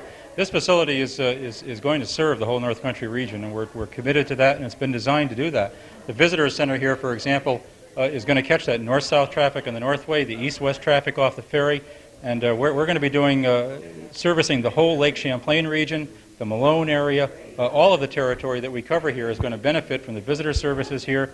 The industrial support services are servicing all of the industrial sector from Malone down through Clinton County down into Essex County. The small business center, not only is it available here, but it's in working with our partners, the programs are going to spin off here to satellite programs that we're already putting into place with the Malone Chamber of Commerce, for example, and again with our partner providers down in Essex County. This is a regional facility, and it's going to support all of that regional programming. Yeah, let's elaborate a little bit even further on that. 3 years ago, the chamber was the Plattsburgh Chamber of Commerce, and it was a visionary board that fought rather hard about changing the name, and that didn't come easy. And it was just like that name change was difficult. It was voted on by a group of people that were put there to lead business in the North Country, and we decided the name was important to bring everybody together. And Andy picked up exactly with this building again. This is symbolism of unity of the whole North Country, and you've done a fine job. And with having a leader like Gary here at the Chamber, it'll only continue to prosper in years to come. Well, it's a team effort, and these are two more members of the team, and there are many others. And thank you. Thank you very much. Good luck. So we certainly want to give you all a walkthrough while inviting you all to come and take a direct walkthrough. We're open Monday through Friday, 8:30 to 5. We're happy to have any business people or just citizens out there in the North Country that want to come share the pride and see this facility. Please stop by and give us a visit and see our facility. We're proud to show it off. But this is the North Country Center for Business and Industry, and as you saw from the sign, it has a number of different functions and things that it houses. The portico that you see on the front, not quite completed, but almost completed, has an Adirondack look, and we tried to bring that look to the facility to symbolize the area. And this will be our 24-hour visitor center. By next spring, in time for next summer's tourism season, there'll be brochure racks, payphone, vending machines, and so on under this lighted covered portico on the front, so that when a visitor, for example, comes off the Northway at 7 o'clock on a Sunday night and the inside visitor center isn't open, they'll still be able to pick up materials and still be able to be served. So a very important feature of the building. And we'll take a walk inside and see the inside visitor center and give you a look at the offices and facilities. The lobby has been designed as a Lake Champlain Regional Visitor Center to provide ample display space for all of the businesses, not just tourism related, but all kinds of businesses here in the entire North Country region, for the thousands of people that have always come through the Chamber office. But we expect that to probably increase several fold in the future, both because we have a more accessible and visible facility, and also because we'll be signed off the Northway and the ferry route and so on, servicing the visitor sector more actively than ever. And I don't think anybody's going to be able to walk in here, look at all these brochures and think, geez, there must not be anything to do around here. There has to be something out of all these materials, and every chamber member is given free access to one brochure slot here as a service, and we think actually that's going to be, it's always been a valuable service, but it's going to be a truly valuable service in the future with the increased floor traffic that's going to be coming through here. And of course, we made sure again to set that tone and that theme, Lake Champlain and the Adirondacks, in designing the decor. A number of antique items in here, many of which have been donated by members, including the Adirondack canoe that kind of overlooks the whole facility, which was given to us by one of our board members, Randy Beach at Adirondack Bank. So just another example of folks just contributing to try to make this a facility that is going to make a nice statement about the North Country and make us all proud that it's here. Now we're going to give you a look at our small business center. This is one of two offices in the Chamber that we've already mentioned, totally devoted to small business support as a walk-in center for folks out there that need assistance with their business, if they're in business of any kind, or those folks that are thinking maybe they might want to start a business and they want to find out what's involved in that. We are the outlet for the U.S. Small Business Administration. They don't have an office here, so in effect, as their partner and as the regional chamber here, we serve as SBA's service center. So we have all of their materials, their brochures, their publications, their audio and videotapes, all here to be used. And so many of the materials are available in our lending library to actually take out. So we have employers or businesses, sometimes they want to borrow these things for their own use or to show to employees, for example. There are a lot of training materials here that small and large businesses can use in that way. We have one computer station set up. There will be a second one very soon, courtesy of SBA that's been mentioned, with internet access. And the internal office over here is the counseling office for confidential counseling by all of our counseling partners, SCORE, SBDC, SBA, AEDC here as well. And we'll be open for appointments during the week for folks to come in here and take advantage of that. So another very, very important feature of getting under this roof, the kinds of services that will let us do even more for small business than ever before. Welcome to the inner sanctum. This is my office, the office of the president of the chamber, and I've brought a lot of my antique items of my own in here, so I've put a really kind of personal touch on it. But it also, frankly, it's been designed to be an attractive, welcoming, comfortable office, because one of the things we do here at the Chamber a great deal, and is part of the job of the President of the Regional Chamber of Commerce, is to welcome new businesses coming to town, to welcome important guests who are here from public agencies. We've had ambassadors in town, we've had U.S. senators and governors and so on in town looking at our area and visiting with us and learning about the North Country. We frequently have Canadian and other companies in town looking at the area, and it's important to have, frankly, to have a place where you can have a pleasant, productive meeting in a facility that's not only comfortable, but again makes that right statement, that right professional impression that this must be an area where the economy has its act together, where the chamber has its act together, and that exudes kind of confidence and quality and service. And I'm pleased that that this office does this. Let me introduce our chamber moose. This is Norman over here. Norman came back with me from Maine last summer, and I'm now beginning to be fond of saying Norman is my assistant, and he's the one that makes sure the chamber horns into everything that we need to horn into. But just one of my favorite features of the new office here that I have. And let's take a quick look at just a few of the other rooms and facilities here. And we have now the kind of a proper office space for all of our functions, our vice president, our director of business services, our visitors and convention bureau director, our support staff. The building was all pre-wired with the latest computer technology, internet access, all of that, so that our staff can function in the modern ways that our members should expect us to function, to provide services to them. And again, with the kinds of space to do their work properly, to have the meetings that they need to have with people to do that. It's just truly an excellent facility in every way in that regard. The finance office here in the back for our health insurance program, servicing the several hundred accounts and more that we have all the time in that program. Bringing insurance products to small business in the North Country. We have a proper place to do that now.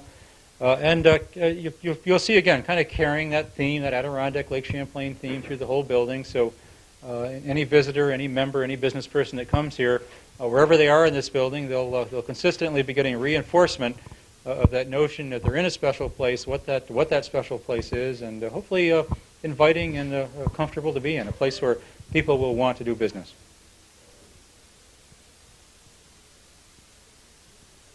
And part of the vision here, too, is to make sure, again, we were thinking well ahead. We didn't want to even just think about, geez, what are we pretty sure we're going to need and be doing in the next 5 years? Let's have a facility for that. We realize that times are changing, business is changing, technology is changing, the North Country economy is changing and evolving. We can't entirely predict what this chamber may be called upon to do 5 years from now, 10 years from now. So we needed a facility that was flexible, that would give us room to grow. This chamber's membership has almost doubled in the last 5 years. Its programs and benefits and services and its activities have increased by 500%. If we even continue on a fraction of that track, we can easily predict that several years from now we are going to be doing some programs and having perhaps some additional staff capacity and so on here that we're not thinking of. So there's an 800 square foot suite of offices, all modern, all up to date, just like the rest of the building here, that is designed into the building for rental. And by the way, it's on the market right now, and we think it's a terrific suite, and also very advantageous potentially for the right kind of business to be co-located with the Regional Chamber of Commerce in this facility. This will give us some income flow in the near term that'll help us pay off the building and support the services and benefits being provided here. But longer term, the vision here is to give us the room to grow into. So 5 years from now, somebody calls upon us to take on some whole new division or service, I don't know, in workforce development or something with Canadian trade or whatever it might be, we have the room to grow into. We might take a room, we might take a couple of rooms, we might take the whole suite, but the chamber won't be up against the wall again and won't have to compromise the services being provided in the other areas of the chamber by saying, oh, well, I guess we can't have that small business room anymore because now we need to put this program in there. We don't want to have to do that. So having this suite and having it available for rent now and growth in the future is again, another part of the vision, another part of the long-term thinking that went into this project. You always want a strong finish, and what stronger finish than the present chair and the incoming chair of the chamber, Don Dooley of Dooley & Associates in Plattsburgh, present chair of the chamber, and Margot Zeglis from the Lake Forest development, the new retirement community being developed in the former Plattsburgh Air Force Base, our incoming chair. Welcome to both of you. Well, it's a delight to be here. It's a pleasure to be here on this very important day. Thank you, Gary. What's important about this day? Well, I feel like it's a long project that we've been talking about, and it's finally coming to fruition. You worry and you hope and you plan, and when you finally see the project come together, you have to pat yourself on the back and pat everybody else on the back that worked hard on the project. It's just a good feeling. Well, it certainly takes a team to pull something like this off, and The North Country is so thrilled the sun came out today. The temperatures are rising.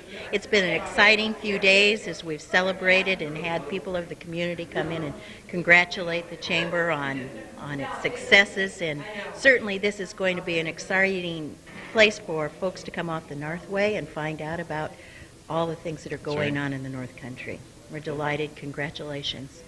Well, it's been an entirely positive reaction by everybody who's come through, and I can just repeat again to all of our viewers out there, take advantage of the facility, take advantage of the services that you've heard about that are being provided here, and just folks out there that are watching this program. This is your living room. We don't want you to come here and watch TV at night necessarily, but this is the front office for the North Country, and come by and visit us.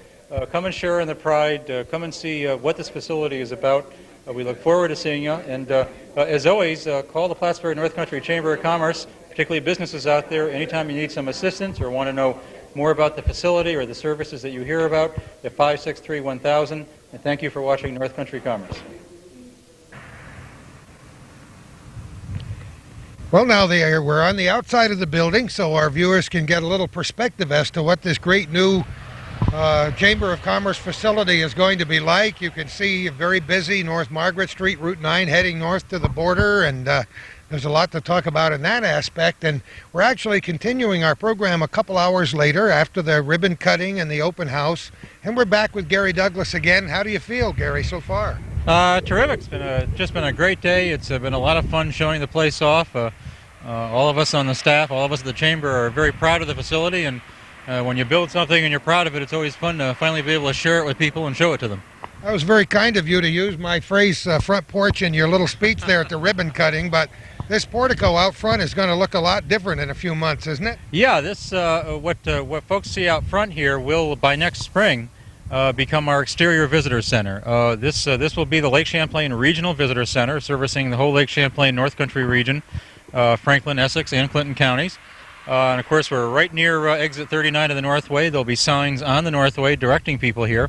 And we're also right near the Grand Isle Ferry, and there'll be signs directing people to catch that east-west traffic. So it's a great location for visitors. But two things will happen here. Obviously, when we're open during the week, and even on the weekends in the summer when we open, there's the inside visitor center. We'll see in just a bit with the brochure racks and everything. But we know that visitors are coming through 24 hours a day potentially. And if you're going to start pulling them off the Northway, you don't want them pulling in here and finding the place closed. So if they come in at 7 o'clock on a Sunday evening, they come off the Northway, what they'll find under this portico is exterior brochure racks, payphone, vending machines, maps.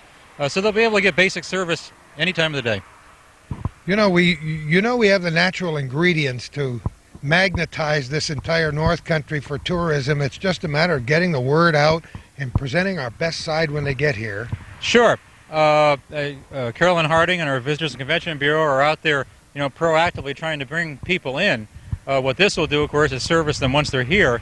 But we'll also, I think, bring more people here by taking advantage of the traffic. We're on this amazing highway corridor. There's literally millions of people churning up and down the Northway every year. And guess what? Most of them aren't stopping here. So if we can get more of them to stop, there's an information center. Let's stop and pick up some maps or whatever. And they stop here and they learn about some restaurants downtown or whatever. We believe fully that we can get a whole lot more out of the traffic that right now is just going through. So as we stand here, this is definitely a work in progress. We know that certain things were being erected after midnight last night. There's a lot of painting and shuffling going on. We see a mammoth dirt pile out here that will end up as a front lawn. So you're a long ways from actual completion. No, we're actually very, very close to completion. Really? We'll be complete within a week. We're 100%. Unbelievable. We're 100% complete inside, and actually pretty much on the exterior, except for some painting and a little finishing work on the portico. And Duquette Brothers, who have just done an extraordinary job on the project, we'll be back here next week, and I expect by a week from today we'll be 100% complete. I heard you mention something about a building over on the side. Maybe we can go over and take a look at that space, and you can explain it for us in a minute, okay? We certainly will. We'll do it. I got to say, Gary Douglas, it's about 20 degrees warmer for that sun a little higher in the sky than when we first got here. At, beautiful fall day. At 7:45 this morning, but it is a perfect day. I heard so many people commenting and murmuring as we got started this morning. What a perfect day for it. Yeah, it was beautiful. Somebody up there loves this. Every day in the North Country is a perfect day. You got that right. I love it. Now, what are we looking at behind us here? Well, of course, where we're standing is a 40-car parking lot we've put in here because of the meetings and things we're going to have here. We want to have plenty of parking, and people that know this building and may have come to offices here in the past will remember how hard it was to figure out how to get in here because there wasn't even an entrance off Route 9. You had to figure out how to come in the back way. People describe it to me as, that thing with the big berm, the big pile of dirt in the front. We took that away from the front, and it now is directly accessible right off Route 9, so that's an improvement. And then what is behind us here is the one piece really of the construction project that will probably be done in about the next month. The foundation will be in next week. And this is a 20 by 28 storage building that's going up here that just made a lot of sense when we designed this project. We need lots of storage space, in part because of all the tourism materials that we have to produce. I mean, when you have 20 pallets of travel guides turn up off a tractor trailer, where do you put them? They aren't going to go in our little storage room in there. Everywhere, all over town. Whoever's got a nook and cranny. We're begging and borrowing space all over town now, but that's very inefficient because now, geez, you need a box. Carolyn's got to go out and drive out somewhere and get a box. So this will be all of that storage, and what's really remarkable about this, and so much of this project really, it's being totally donated by the business community. Ward Lumber is giving us the building, a 20 by 28 garage structure. They're building it and donating it to us, and the students at CV Tech are going to be putting it up as a student project. So within the next month, that'll be the last piece of this project. That's wonderful. It's just so pleasing to come and see something when you've heard about the plans, the move in, and have everything go so well. And your open house, after I had to leave for a while this morning, your open house went very well. Extraordinary. People are still stopping in. We had some people a little while ago. In fact, we encourage people, keep stopping in. It isn't just an open house, it's an open building. So any people want to come and see this facility and drop by and see what we've done here, we encourage people to drop by and say hello. I said that at the outset this morning. It's important, like our historical spots, the Kent DeLord House, the Clinton County Historical Association and their museum. It's important for the people on the street to find out what their resources are. Before you gripe and complain that we don't have anything around here, stop in here. Let Gary or some of the staff members give you a cook's tour. Find out what's available here. That way, when you talk to your family members from Oshkosh about where to go next summer, you'll have an idea. Sure, that sign out on Route 9 does not say Chamber of Commerce Center for Business and Industry. It says North Country Center for Business and Industry. This facility is for the North Country and it belongs to the North Country. Let's go inside. Okay. We try to keep our promises, and we weren't accosted in the parking lot. We made it inside, and this is the lobby that Gary talked about before. I like the way you have it set up here. Tell us how this all came about. Well, we wanted to create two things. We wanted to create an Adirondack Lake Champlain look to this because it is a regional visitor center for that area. So that was part of the design. But then even more generally, we were very determined to create very much a quality look and theme for the building, so that when visitors come here, whether it's that Canadian visitor coming in here to find out where a hotel or campground is, or it's that company in town looking at our area as a possible location, we want them to see a facility that says this about the North Country business community. We're committed, we're confident, we work together, and we do quality work. And those are things that the building should say when people come in here, and I think we achieved that with this lobby. Everywhere you look, there's a little touch with the skis over here, antique skis. The two wood skis up here on the wall around our friend there actually were my mother's skis. Come on. No, they were. I've had those for years. Now they're up there. The Adirondack canoe that's on display up there was donated to us by Randy Beach of Adirondack Bank. Just another example of some of our board members and other members giving us things to dress up the building and help us make it the kind of project we want. And you'll see all of our shore space we've got in here now. It's literally Isn't that neat? It's literally eight times more than what we had in the old office. And we've got room for more. We've doubled up a lot of the materials here. There's a lot of capacity here for more businesses in the North Country who are viewing this program that want to have their tourism materials here to get in touch with us and talk to us about that and be part of this visitor center.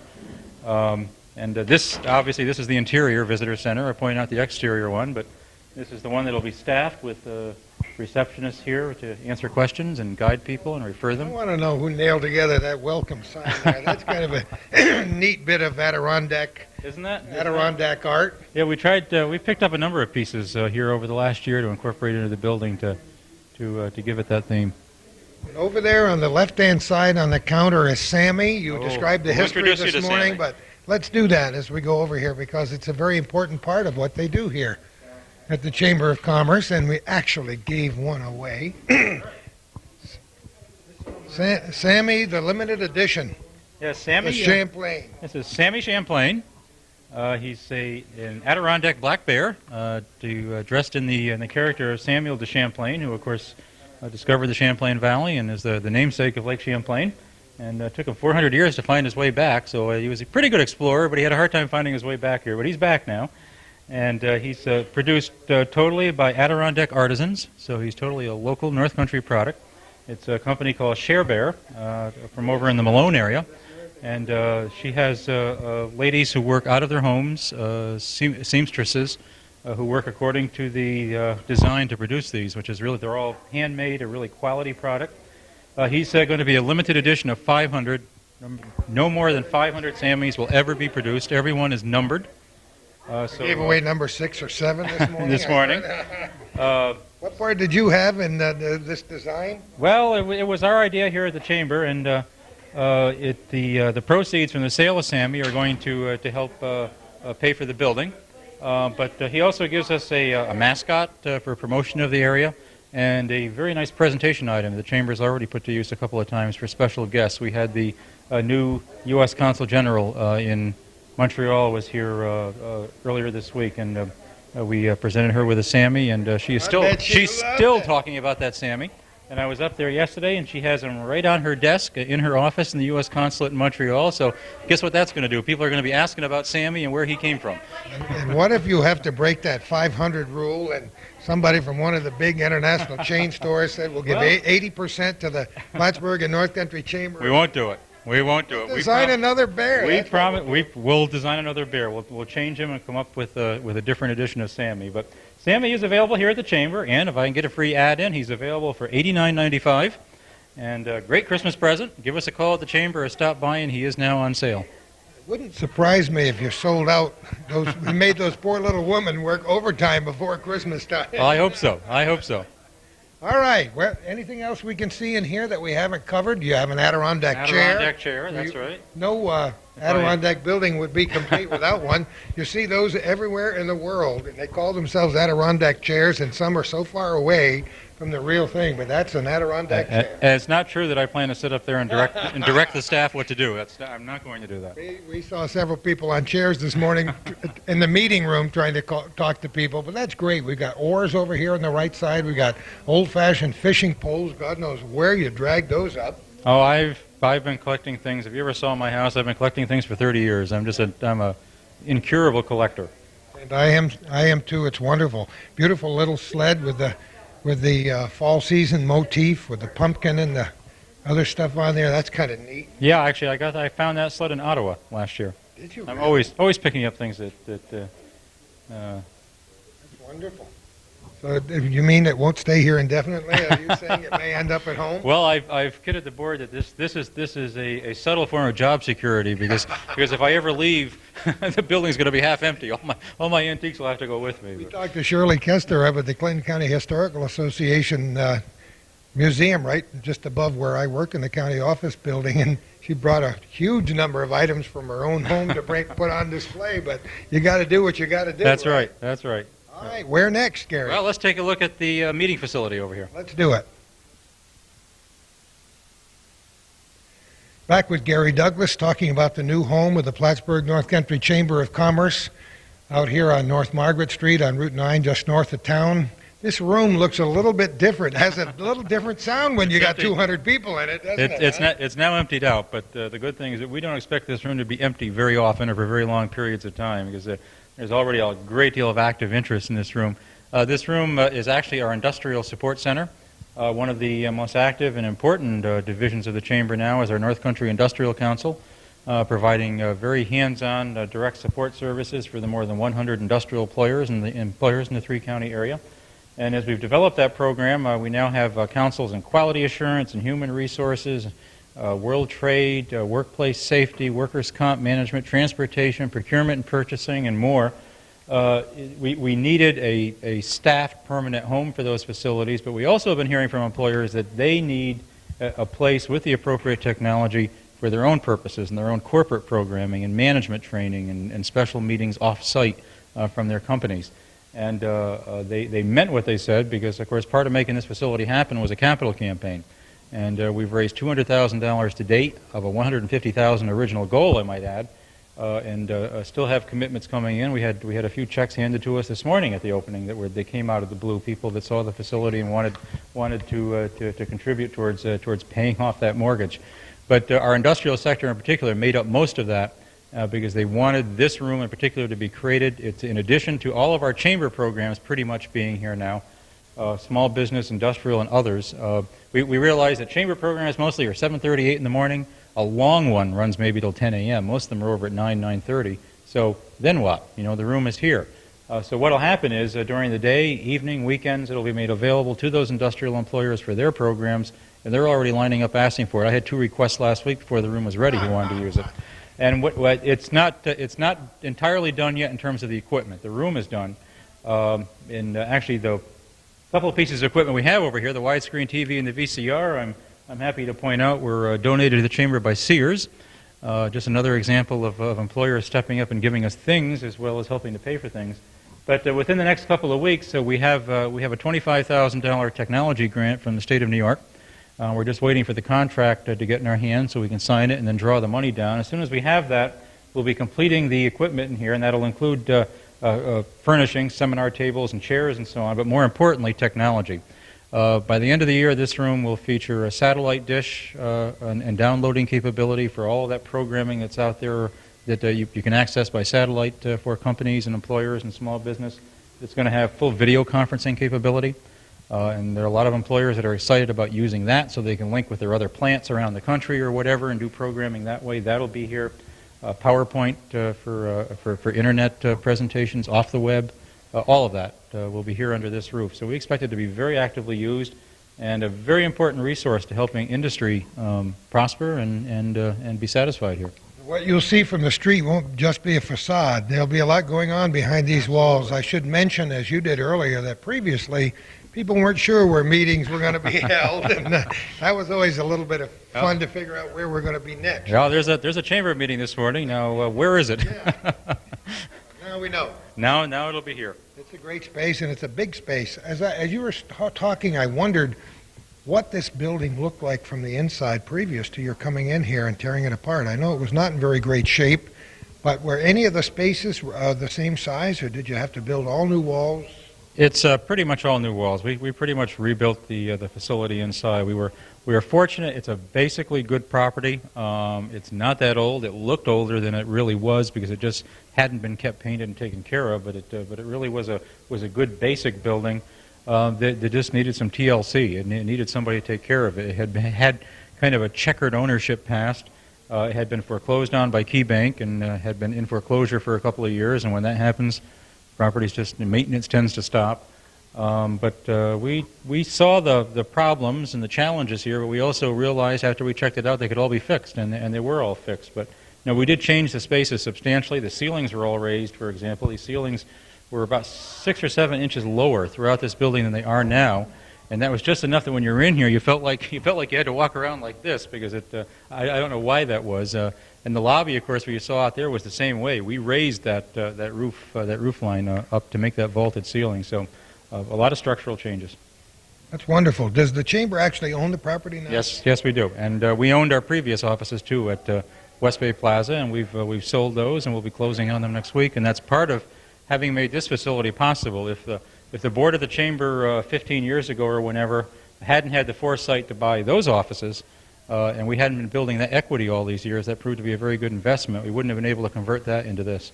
In recent years, Chamber of Commerce has taken on a whole new meaning in this North Country, and you talked today about having a vision 20 years into the future. I can't even imagine where it's going to be 2 decades from now. It's hard to predict, but you got to have a facility that's flexible. This facility is flexible. And we have space to grow into and change within, which is important. We don't want to be up against the wall again 5 years from now because, geez, we need a different kind of space or more space. In fact, we have an office suite in the rear corner here, 800 square feet. I'll get my second ad in here. After you buy your Sammy Bear, you can help us. You can help us with a little real estate venture here. We have an outstanding 800 square foot office suite, all new, just like the rest of the building that's available for rent. I'm guessing that'll be gone by the time this program gets on television. Well, You've made a pretty good pitch for that this morning with all the other businesses here. I certainly hope so. But part of the story of that is, yes, we're going to rent it now, and that'll help us pay for the overhead of the building, and that's just good business. But we specifically, from the very beginning, the vision was that we wanted a building that had all the exact facilities we have here. We didn't find a building and then figure out what to do with it. Our building committee came up with a plan. All right, if we could design a building from scratch, what do we need? A small business center. We want an industrial support center. We need it to be at least 1,200 square feet, and we need it to be of these kinds of dimensions so it can accommodate this kind of technology. We want an interior visitor center. All of that was determined ahead of time. Then we went out and found a facility that we could economically turn into that. So we did it the right way. And from the very beginning, we ideally wanted a facility that had more space than we would use, even with all of those uses, so that we would have, again, that flexibility to grow into it, something we could rent in the short term. But we can't predict with exactitude 5 years from now what the Chamber may be doing. I mean, 5 years ago, who would have said we'd have all these industrial council programs and doing some of the things we're doing now? So 5 years from now, we may find ourselves running some program we're not even thinking of now. Suddenly, I need more space. I've got 3 more staff people to house or whatever. Where do I do it? I don't want to compromise the services that we're doing elsewhere here. We've got that space to grow into, so that's part of the vision. That's great. Well, let's continue our tour. We're going to do that in just a moment. You know, I'm going to maybe turn over a new leaf, and this program is pretty loose format, you know, when you talk about hometown cable. And most of what you see is unedited, so even the faux pas are left in. I haven't made any that I know about today. I think all my clothing is on straight. But I've got to convince Calvin to leave the camera going when we're walking from room to room. Some of the best comments are while the camera shut off. We're talking about you being related to Bob Venn and about the late Bob Venn running this program and how he was the biggest pack rat in the world in a charming kind of way. And you and I are both that way. I'm a close second, I think. You and I are both that way. But I'm catching up. I'll carry on the legacy. I'll take it over. Telling my wife we got to stop bringing this stuff. She'll say, don't talk to me about bringing this stuff. He's always trying to shuffle it around so it looks good in the room, you know. So anyway, what room are we in now, Gary? Well, this 2-office suite here at the very front of the building is our Small Business Resource Center. These 2 rooms will not be housing chamber staff. They won't be being used by interns or for any other chamber purposes except being dedicated solely for small business support. The room we're standing in here now is the actual walk-in center. It will, when we get the other computer in here, it's going to have 2 computer stations with internet access, and all of SBA's programs will be on the hard drives of these computers. As well as our lending library. All of SBA's research and informational materials are all here for free.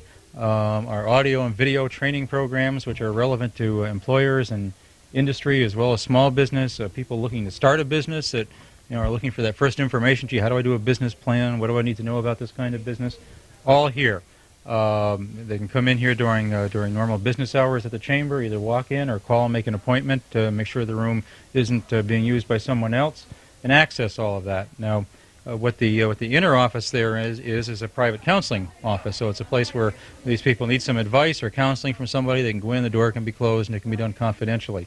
And what's best about this isn't just that we have the dedicated space, and isn't just that the service and resources are all here and available in a known, accessible place, but it's that this is very much a partnership venture, and that's what this center is about, is to give that one-stop kind of gateway that anybody, whether it's the 500-employer company that needs something or a person thinking they might want to start some small business on their own, the whole gamut, can come here and we can hook them up either with direct services under our roof or get them in touch with our partnership providers.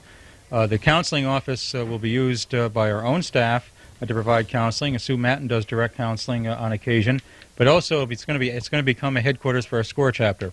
And we have 13 SCORE counselors now. We're recruiting additional ones all the time. It's a very actively used service. It's a free confidential counseling service run here through the Chamber with both active people in business world and retirees who just give of their time and their expertise of having already done whatever somebody's going through to tell them and help them get through it. They'll be using this as their headquarters now and doing counseling. Small Business Development Center at Clinton Community College will have a counselor here 1 day a week doing counseling here under our roof. And the Adirondack Economic Development Corporation out of Saranac Lake is going to put one of their counselors over here. So finally we're bringing all the service providers together in one place so that person doesn't have to wonder, geez, is that the office I should call or is that the office I should? Just come to the Chamber. They'll all be here. And we have moved into the next room, and what have I got in my hand here? Well, I mentioned our capital campaign and how generous companies and businesses and others were. And last evening, the evening before we had the public opening here, we had a private reception for our capital campaign contributors to particularly thank them and give them a preview of building, a candlelight preview of the building. And those who gave $3,000 or more, and there are quite a number of them, are now members of our New Millennium Club, symbolizing their commitment to preparing this chamber and the business community for the new millennium, which is just around the corner. And that club actually is now going to be a permanent new leadership club within the chamber. And in perpetuity, or at least for the next 1,000 years, I don't have to worry about it after that. When this is a museum by then of how they used to do business back in the old days. But the New Millennium Club will have an annual function where they'll be called in, have an opportunity to share and talking about future directions of the chamber and helping us with strategic plans. So that's another way that we're thanking them for exhibiting the leadership that it took, frankly, to write that check so we could have this building. Nice picture back here. Look at this. How could anybody who hadn't spent a little time on our beautiful lake not want to come here, huh? I agree. I agree. Absolutely spectacular part of the country. You and I have promoted it for a long time. I started talking about it many, many years ago. I've had a lot of dreams, and you know, we were all so delighted when Gary Douglas came to town because here's a guy that took people's dreams and ran with them. It pleases you to do this stuff. Anybody who doesn't know that from listening to you talk and the several times we've done this on this program, they just haven't been awake for a long time because you certainly do have a passion for this. Well, the biggest danger of this chamber or any chamber in the position it's in now, frankly, we've had several successful years. We've got great volunteers and a great team here at the chamber, and we're on a roll. But we do an annual planning retreat with the board, and we're doing it next week. In fact, we take them out of town to Lake Placid for 2 days. We spend 2 days behind closed doors, and you know they white smoke up the chimney once we have a pope, I guess. We closet ourselves in there. We don't come out till we have a plan for the future, and we're together on what we're going to do, and that works well. But one of the themes that I intend to sound next week, because it's a very real one, we got to be very careful, and I think we'll succeed at this. We got to be very careful not to get complacent. It's very easy for an organization or a business to have several good years and kind of feel like, geez, we're doing so much and we've done so much. Gee, let's just kick back for a while now. And let's just glide and let's just take it easy and let's just kind of get complacent about where we are. Let's not keep trying to do more. And that's a critical mistake because that's when you will start a down cycle. We're not going to go into a down cycle. You'll never do that because. You know, we're not destined to repeat our history here in the North Country. We had some good years. We had the Canadian tourists. We had a huge air base. We had a lot of things going for us, and things could have gone a couple of different ways when we heard that air base was going to close. But now we have a little perspective, don't we? And we're looking back on it and say, yeah, we did a few things right. And we're doing a lot of things right. We're in an historically terrific place for the future, and we're gonna miss that down cycle. We're gonna prove that you don't have to. Doesn't have to be cyclical, and we're gonna stay dissatisfied at this chamber, and we're gonna think about, okay, this is fine. We've got a building now. What next?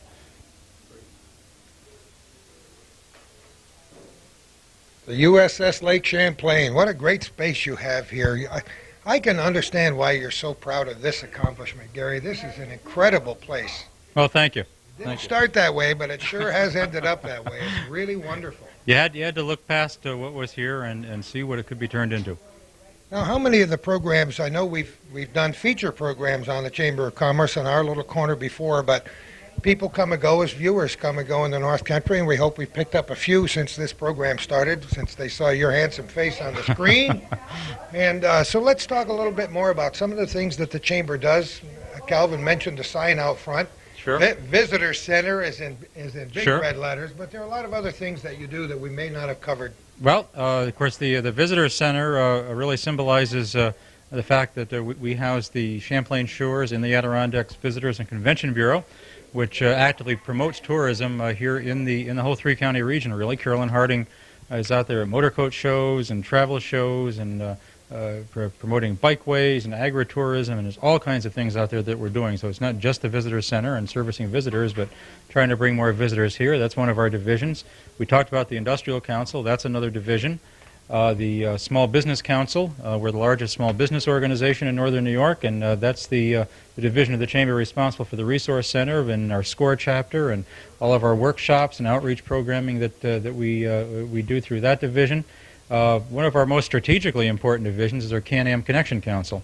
This is a group within the Chamber which is getting binational attention really for the very creative work that it does, both bringing more understanding to cross-border business so that we know what's happening and why it's happening and where it's headed, but then trying to broaden and deepen it. We were just in Montreal yesterday all day doing a seminar at the Dorval Hilton for 32 Canadian companies interested in doing business down here.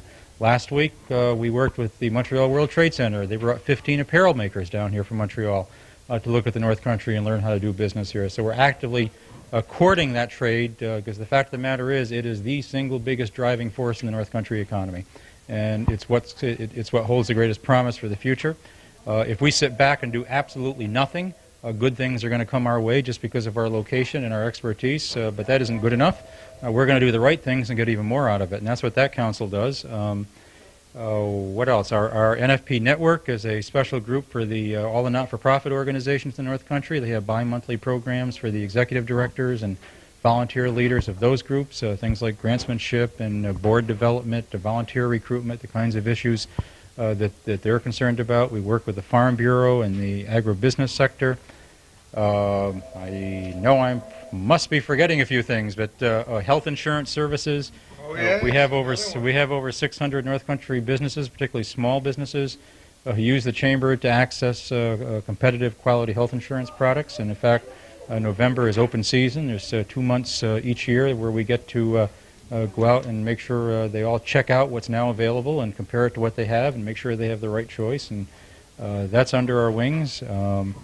Whole lot of just basic business services, networking, marketing, advertising, discounts on various services we line up for business. You're everywhere. You're everywhere, like Chicken Man. Government affairs. That's another division I didn't mention. We really act as the voice and advocate for business throughout the North Country, in Albany, in Washington, and in Ottawa. We belong to the Canadian Chamber of Commerce. We're the only U.S. Chamber of Commerce that is part of the Canadian Chamber of Commerce. That was a very significant step we took, and we thought it made sense because, guess what? As I've already mentioned, we're in many ways more impacted by what happens in Montreal, Quebec City, and Ottawa than we are what happens in Albany and Washington. Absolutely. Well, you talked about accreditation, the process that we went through a couple of years ago. You were part of that. You were part of our volunteers. I thoroughly enjoyed my tiny role in that, but that's an important thing to be accredited. It gives you a lot of clout. Well, it sure is. One of the things that's commonly misunderstood, and it's understandable that it is commonly misunderstood, is that if you think of any other kind of common name for an organization, Kiwanis Club, Parent-Teacher Association, YMCA, nobody can go out and use those names. They're trademarked, they're owned by a national organization, and if you want to use that name, you have to go to them, form a chapter, pay fees, meet standards, and keep those standards up. And most people, I know, assume chambers of commerce, they must all be chapters of the U.S. Chamber, they must all be linked to each other, and they aren't. Every chamber is a standalone corporation or organization. That creates a lot of confusion, however, because there's no standards. There's over 6,000 organizations across the country that use that term, and they're all so different that people get very confused what a Chamber of Commerce is or should be, because it's based on, well, this organization does this, but that one does that, so which is a Chamber of Commerce? What the U.S. Chamber did to bring some order out of that chaos was they set up the accreditation program, which basically is the U.S. Chamber saying, if we could control the name, these are the organizations that we would call Chambers of Commerce, and the others, fine organizations, but they're really tourism bureaus, they're downtown associations, they're business associations, they're not full-service chambers of commerce. And out of the more than 6,000 quote-unquote chambers of commerce across the country, we're now one of only 600 that are accredited. You know, how many times have you gone to a community that should have a larger chamber and they have a little storefront? Yeah, and again, a few brochures, and again, there's absolutely nothing wrong with that. It's very important to do that. But it is important, and those are community-based organizations, and they have a role to fill that we're not going to fill. We're not going to do local festivals and downtown promotions and those very community-focused kinds of things, and you need those local organizations to do that. We come in at a regional level to do the direct hands-on business services that you can only do on a regional basis, because that's the only way you get enough resources to be able to have professional staff and do those things. So, but that's what accreditation is all about. In fact, the term Chamber of Commerce goes back to the Middle Ages. That's why nobody owns it. The first chamber was in Marseille, France, back in the Middle Ages, and they go back to the days of the guilds and all the guild halls in the old cities of Europe, and every trade had its guild and its guild halls in those days, and the first Chamber of Commerce was the guild for the merchants. It was the merchant class. That was their guild. Oh, you see, we've come full circle. We've gone backwards and forwards and looked into the future and everywhere else. Gary Douglas, thank you so much for allowing us to be part of what we think is an historic occasion. We're going to look around a little bit more in just a moment. I'm going to show you my office. I want to see it. And in case there was any question in your mind, this is the inner sanctum. This is it. Eh? This is my office. Thank you. Thank you. Describe some of the things. I know some of them have been here. Your friend up on the wall. That's Norman the Chamber Moose. We've named him, and I've already becoming fond of saying he's my assistant, and he's in charge of making sure the chamber can horn into anything we decide to. I can't believe he's got a smile on his face. He must be. The rest of him has to be through the other side of the wall. And he's very happy here, as everybody is at the chamber. Well, let's just look around the room. You always have your room. It always looks so comfortable in here.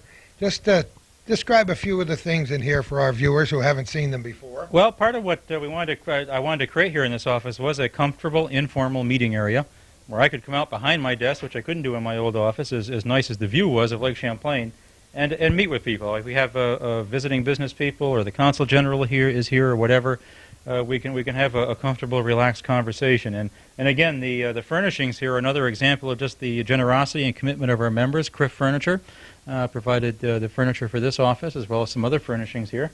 And carried some of the Adirondack theme in here, but mostly it's just an eclectic mix of Gary Douglasiana. That's great. Oh, I love it. Gary Douglasiana, right? You won't find that in your funkin' wagon, will you?